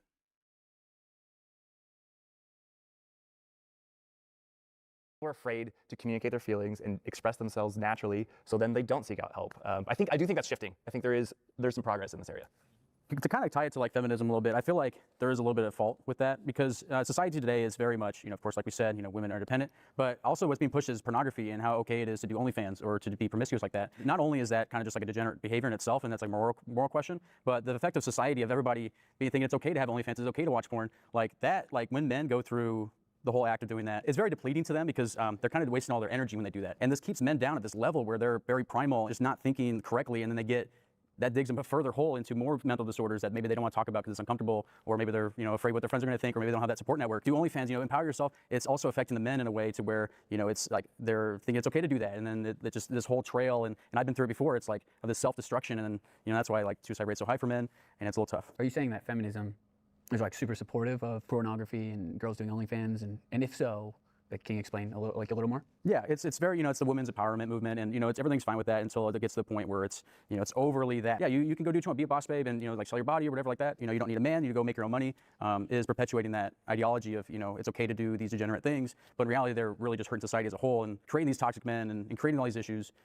It stems from that. It's weird though. I mean, going off the topic of OnlyFans, I don't know if you know this, but a lot of like the successful OnlyFans models have a man running their account in the background, kind of bringing in money and kind of pushing them to do all of that. Feminism is kind of empowering women to, sell their bodies in that sense. There still is kind of a man behind that. Of course. And it is a problem. It's like a man pushing it, or well, I'm saying that like you can't put the women at fault for doing that, that's but they're kind of tied to like a pimp in the background that nobody talks about. On the OnlyFans thing? Yeah. Okay, what do you guys think about the OnlyFans thing just in general? I was going to talk to you about normalizing language around therapy. I was a teacher, and kids would come in and out of class that were going to therapy, and I would always be like, oh, you're going to therapy? So do I. Just Whiskey, thank you, my brother. Therapists have little to no medical training. My psychiatrist helped me because he could write prescriptions. Therapy is worthless. normalizing the language is really important. And then comments about the OnlyFans. First of all, women, if they want to use nudity and use their body to sell, like, I don't see it as degenerate. It's just. Here's the thing where I always promote us to learn more. Okay. We shouldn't just expect people to not know things, or we shouldn't thinking that, I don't know. I've heard of that name before too as a philosopher, so I wasn't, I was wondering about that as well. But I mean, I don't know clearly. I'm not like well versed in, Greek philosophy or Greek philosophers. It's a values difference between yourself and myself. So I fully support if that's what a woman wants to do.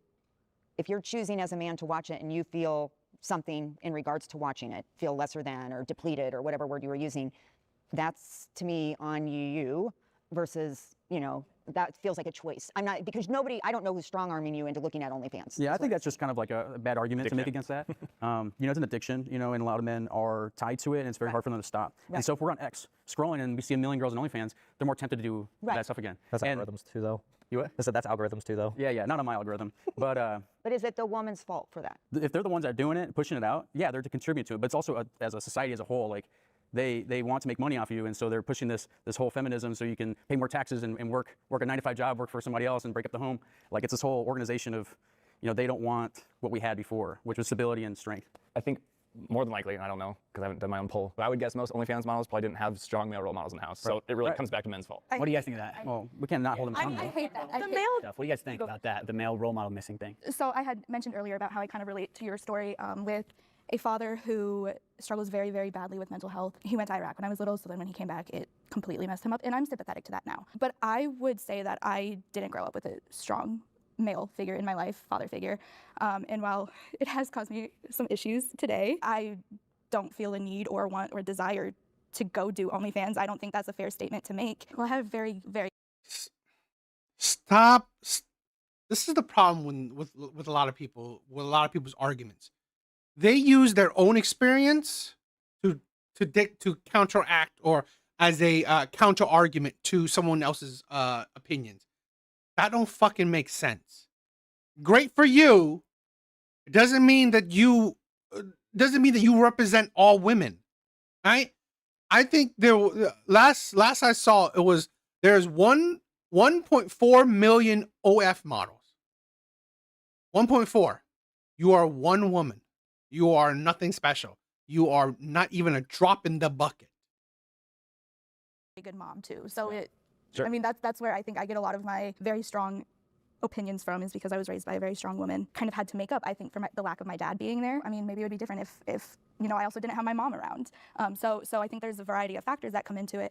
But there's also in feminist theory, there's this thing called unpacking choice, which is on the outside, it looks like women have a choice. They choose to do these things. But then when you turn inside, they don't really. For example, men or husbands want the women to stay inside, take care of kids, take care of the family, take care of the house, cook dinner, all that stuff. and they're happy to do that, sure, but then they're not making money. They're not making a living on their own. So then they find a career or a thing that they can do from inside the home. So was it really their choice to do that? And sure, there's other, you know. Yes, it is their choice. What the fuck are you talking about? It is your choice. 100%. You chose to marry the man. You chose to accept his proposal of you staying home, which, here's the thing. The majority of stay-at-home mothers and wives, it's their choice. I think 60% of women choose to stay home, choose to be stay-at-home moms. So it is your choice, 100%. Routes you could go for sure, but I also think that goes back to what you were saying with a lot of the time men are behind the cameras, you know, like, so I don't think that's necessarily a fair statement, but I also think it's like, if men want to see it and I have the means, and it's gonna, you know, it's women empowerment for sure, but I don't think that would be fair to say that it's because I have daddy issues that like I'm gonna go open an OnlyFans. Since we're talking about mental health, I do think OF certainly probably has a prominent effect on anyone's mental health who does do it, because men do OF too. Like there are pretty sizable followings of men who can profit off of that as well. And No, there's not. There's not a sizable, no, there's not. Very few men can do it. I think that all of us as a society need to recognize that there is going to be mental turmoil that comes from accepting objectification in order to make. Andrew Tate is a net positive for society. We'll start by having the people that agree come up now. Two top G's up here, or maybe not, but I am interested in knowing why you guys think he's a net positive for society. Yeah, it's a very complex topic. Everybody knows Tate. Is that you have to realize where he kind of comes from. Where when he got started, it was very much the whole everybody's a liberal, everybody's like this, like that.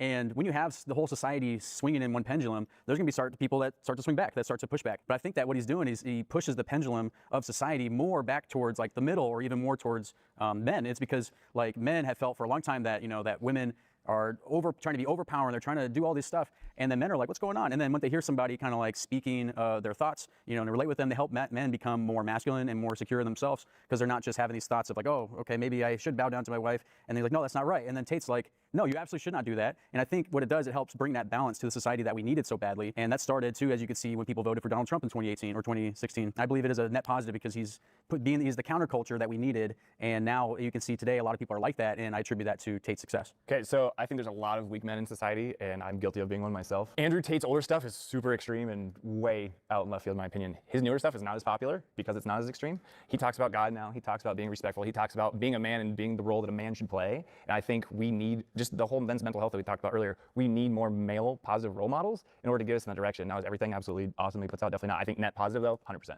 Okay, and before we bring up the people that disagree, real quickly, I think it'd be interesting for the viewer to see, like, if you can think off the top of your head, what are some of the most important, useful things that you've learned from Andrew Tate?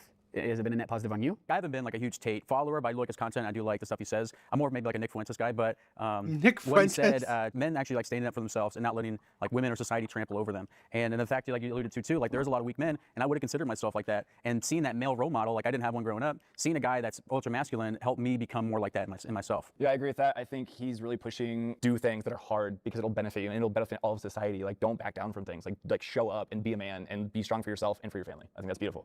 Okay, and I think now that is the time to bring in everyone that disagrees. Whiskey. Let's be honest. None of these women would make money on OF. These women are not being objectified. They probably won't. I mean, these women wouldn't really making money on that. I agree. If you are looking for a male role model, I don't think you can find it in someone who rapes women, who has been known to rape women and take advantage of women and traffic women, say horrible things about them. And the president-elect, which you mentioned as well, including into your not positive, has also raped women. He's a felon on multiple accounts. So if you are speaking to this macho-ness that you needed, why is my question? Are you looking for that? How are you excusing this behavior? Well, it's not like we're looking at the guy and go, hey, he has women who accused him of rape. And it's not like we're supporting that in any facet. I'm saying the thing about it is that he has traits in himself that are masculine, and that young men that need a role model can see that in him. And I doubt that every guy that follows him agrees with him 100%.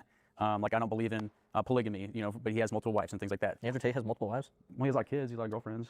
I mean, he has a lot of baby daddies, but not wives. I don't know if they're wives, but whatever. I totally get your point, but so the question was, is it net positive? And you can choose to focus on whatever side of the people you want to focus on. But I also believe in redemption, and I think people can change. And so seeing someone so broken and so messed up as him, and if he starts to change and shift off who he is, and is able to use that and his influence for good, I'm all for it. If we want to talk about men's mental health here, he came from a place of brokenness, and he built himself up, from the ground, and now he's this powerful guy, and he's, really influential. Does the fact that he came from a dark place excuse the crimes that he has committed on women? Question: are we saying that it's factual that he did these things? Allegedly, Saying it's we not. can say allegedly. No, I'm just genuinely. I mean, I don't know the guy personally, so I can't really defend him. I wasn't there for any of these accused actions. He wasn't so charged. That's not. Good question. That's like an Or assumption. he wasn't arrested. It didn't go through. Like they got dropped. I don't think you can support an alleged rapist and still say you think rape is a bad thing. But the alleged part is what matters. Yeah. You can assume. You can.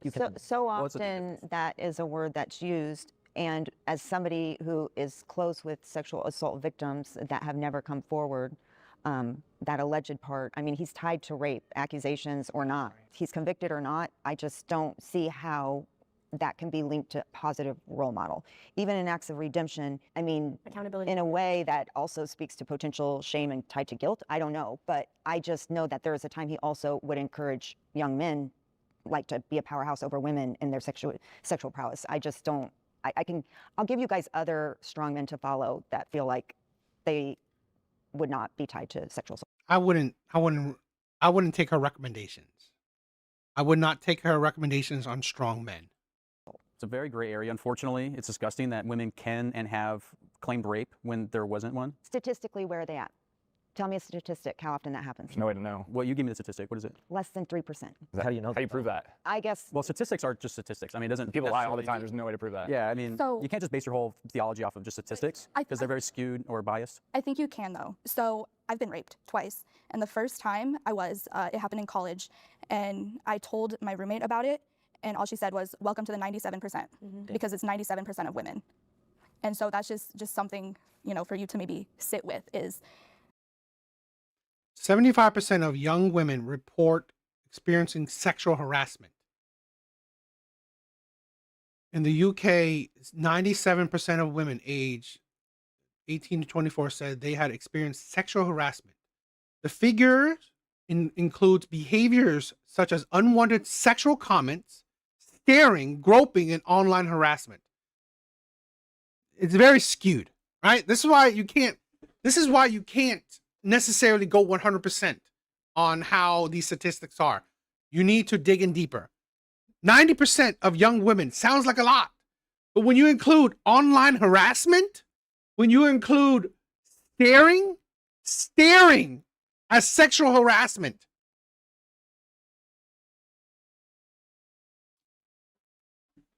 fucking ridiculous. When you include staring at someone as sexual harassment, that is fucking ridiculous. I'm not saying women don't falsely accuse, because I'm sure they do, okay? But that's such a non-issue in this sphere, because almost every woman I know has a story like this. Multiple times, multiple different people, over the course of how many years, like I said, me twice. I don't think it's fair to talk about false accusations or allegations when you have someone who has been raped and is telling the truth about it sitting in front of you. I have also been sexually assaulted multiple times. This art is not just for show. Same thing, multiple different people. And the people who assaulted me are still walking out on the streets. Does that make my story any less valuable just because nobody was convicted? Does that make the pain that I went through of my body be? To make this a point, though, and mind you, again, it's horrible what you guys have been through. There are some women out there that really like it aggressive, though, in that sense, and they welcome it. So I think there's communication errors there in that regard. Because I think that there are women that are more into the aggressive type stuff where Well, I think consensual sex, aggressive, I'm full but proponent. I think some men, yeah. like it's the communication error there that's like. In society, more is expected of a man than a woman. I'll start by bringing up everyone that agrees with the statement now. All right, I think a fair place to start would just be saying, like, in society, what do you think is expected of a man? Men need to be the provider, but nowadays we also need to be perfect in a way, I would say. Like there's a lot of these, oh, he has a red flag, cut him off, instead of like working with them as a human and letting everybody know we have our own flaws. I feel like we don't get like that grace. Inflation and all this other stuff. It's tough on a guy trying to provide. Our scene in society is that if we're not going out and we're not a winner, then we're a complete loser, that we don't deserve much. And we also see that reflected in how women treat us. There's that thing, women need a guy who's 6 foot, 6 figure. That's interesting. A problem some of you guys might not know is that too many church leaders do counseling without any training or accountability. Interesting. 6 inches. And so it's like, there's a standard on a guy that women are like, yeah, I deserve that type of guy, and like the hoflation isn't crazy. It's just, they think that they all deserve this perfect, awesome man. And in reality, it's like, you need someone who's, of your equal. I think guys are more willing to put up with things they don't like in women than women are of men. And I think that's also due to the fact that there's a lot of shitty guys in the world that have kind of skewed the way women see men. Do you think they should put up with less? No, I think that they should hold men to a specific standard, but I think that when one little thing happens, they're just thrown out the window. It's like, well, a guy can have one little thing happen with a woman and probably look past it. So like for me, one example was most recent. Everything was great with this girl. Said one little thing that wasn't even like super like problematic, and I clarified what I meant. The clarification didn't matter, but then everything was gone. I was like, okay. So like 99% loading, and then that 1% failed. Got it. Cool. Yeah, and I think it also too, like with like the dating app culture, you know, women, they can go on a dating app and get literally 100 guys right away, and so they're like, oh, I have all these options. I'm just going to choose like the most perfect one who I think I can get. For a lot of guys too, they don't have really many matches at all, and so when they do get somebody, they're like, okay, let me try her out, but then she treats him like just an option. First of all, stay off the apps. It's not a good way to meet somebody. Second of all, I would say more is expected of men. Publicly, it's less talked about what's expected from women. Men are very like put on a pedestal a lot of times, and they're, like you said earlier, like they're supposed to be perfect. They're supposed to have it all together. They're supposed to have financial stability, emotional stability. They're supposed to lead well. They're also supposed to be empathetic. They're supposed to be all these things. And yeah, then we're crucified and canceled if we're not held up to this insane standard. I think there's a little bit more forgiveness with women because there's just more love and compassion and empathy showed towards women. Okay, I think that's a great time to bring in the women we have here. So why are you complaining? I think it's a time thing. I think the generations before us have set like us living in this time period up to fail, if I'm gonna be honest. I think women feel the same way. Yeah. Like a lot of the things that you guys were mentioning about needing to be super attractive, needing to be fit, needing to have enough money. You do not need to be super attractive. You do not need to be super attractive. This woman here, she's a 4. She had a boyfriend, or I think she still has a boyfriend. You do not need to be super attractive. Hell, we just did the video of the woman who has honestly a 3. She has 2 boyfriends. 2 boyfriends. So you do not need to be super attractive.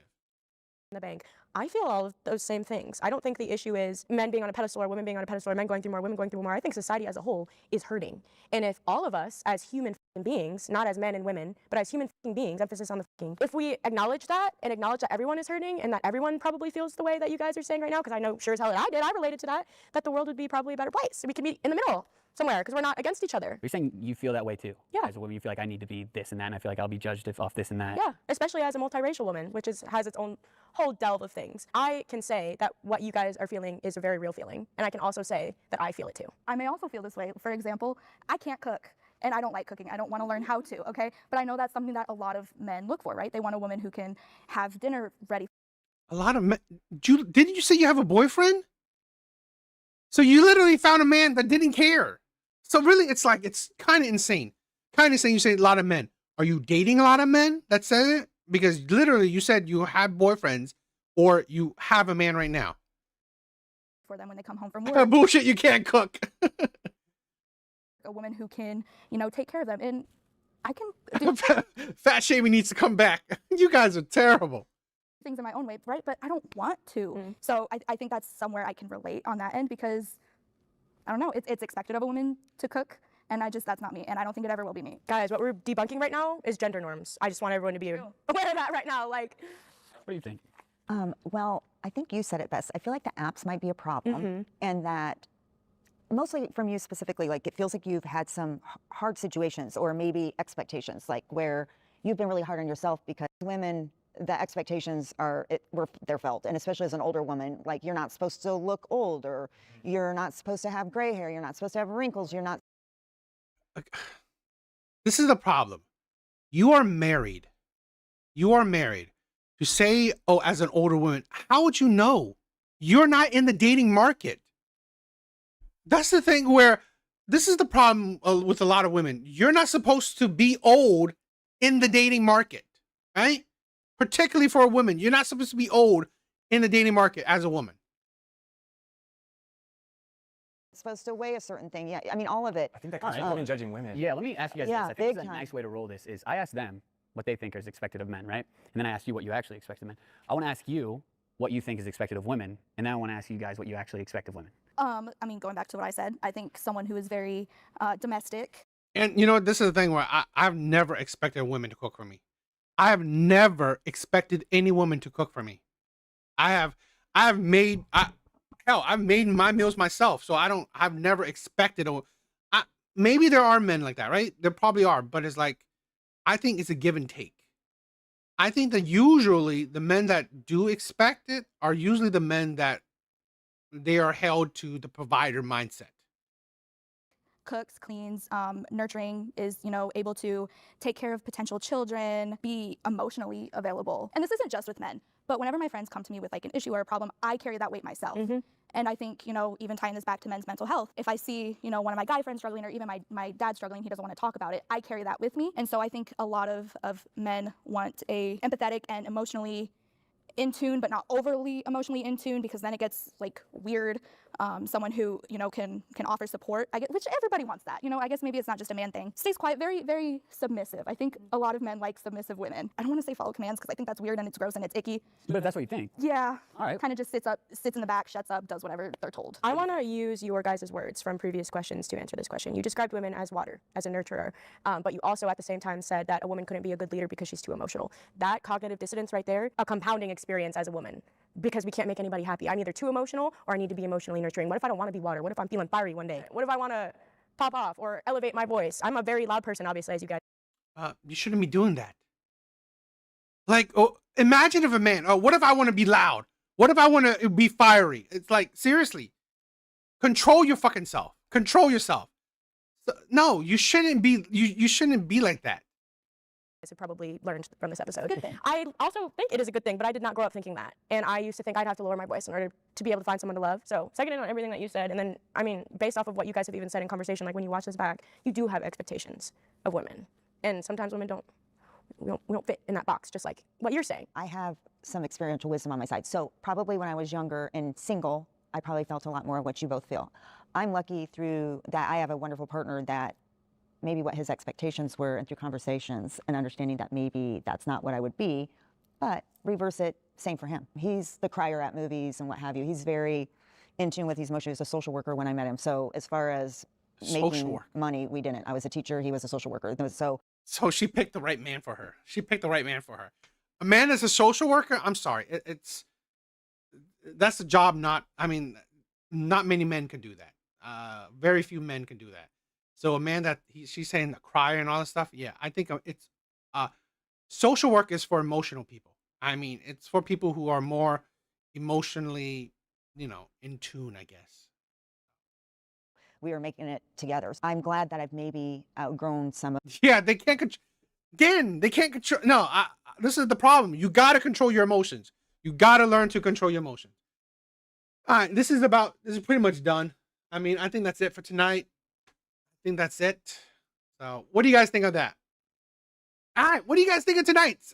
Thank you guys for joining the stream, checking out the stream. Laughing Man, I love you, my brother. Omni, thank you, my brother. Thank you for chumming. Thank you for coming. Evil Eddie, I love you, my brother. I love you. Whiskey, you are amazing, my brother. I love you. I love you. RM. The last video was it was sad. It's okay. It was okay. Brady, thank you, my brother. Thank you. Alvi was here. Love you. Red Door was here. Aljun, thank you, my brother. Thank you. PA, thank you for stopping by. Right? Conmac, thank you, my brother. All right, anyone else? I think that's it. Thank you guys for showing. Why I changed my spacious to a pronounceable nick. Okay. Spacious. Okay. Not bad. Thank you. Don't forget my prostitute days. Bro, I get it, right?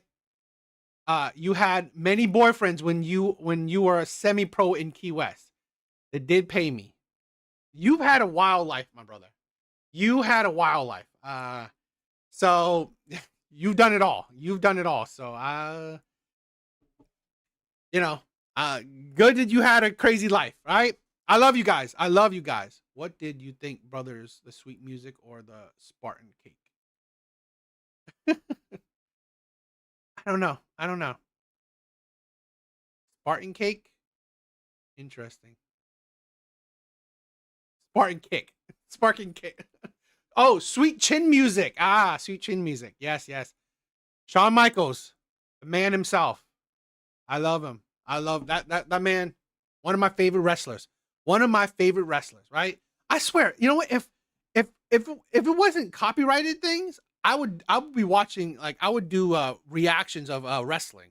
I would do reactions of wrestling, of UFC. I really want to do that, but the copyright shit, which is annoying, right? That's annoying. So I'm not crazy about that. So it is what it is, right? All right, guys. I love you guys. All right, Laughing Man. Please check out the Discord if you guys want to recommend videos or chat with people. Please check out the many adventures. Yes, you've had many adventures, my brother. Right? I can see why you calmed down a lot. All right? Please check out my other videos, right? Please comment, please like. If you haven't subscribed, please subscribe, right? I love you guys. Have fun on Pearls. Have fun on Pearl's site. All right? Love you guys. Later.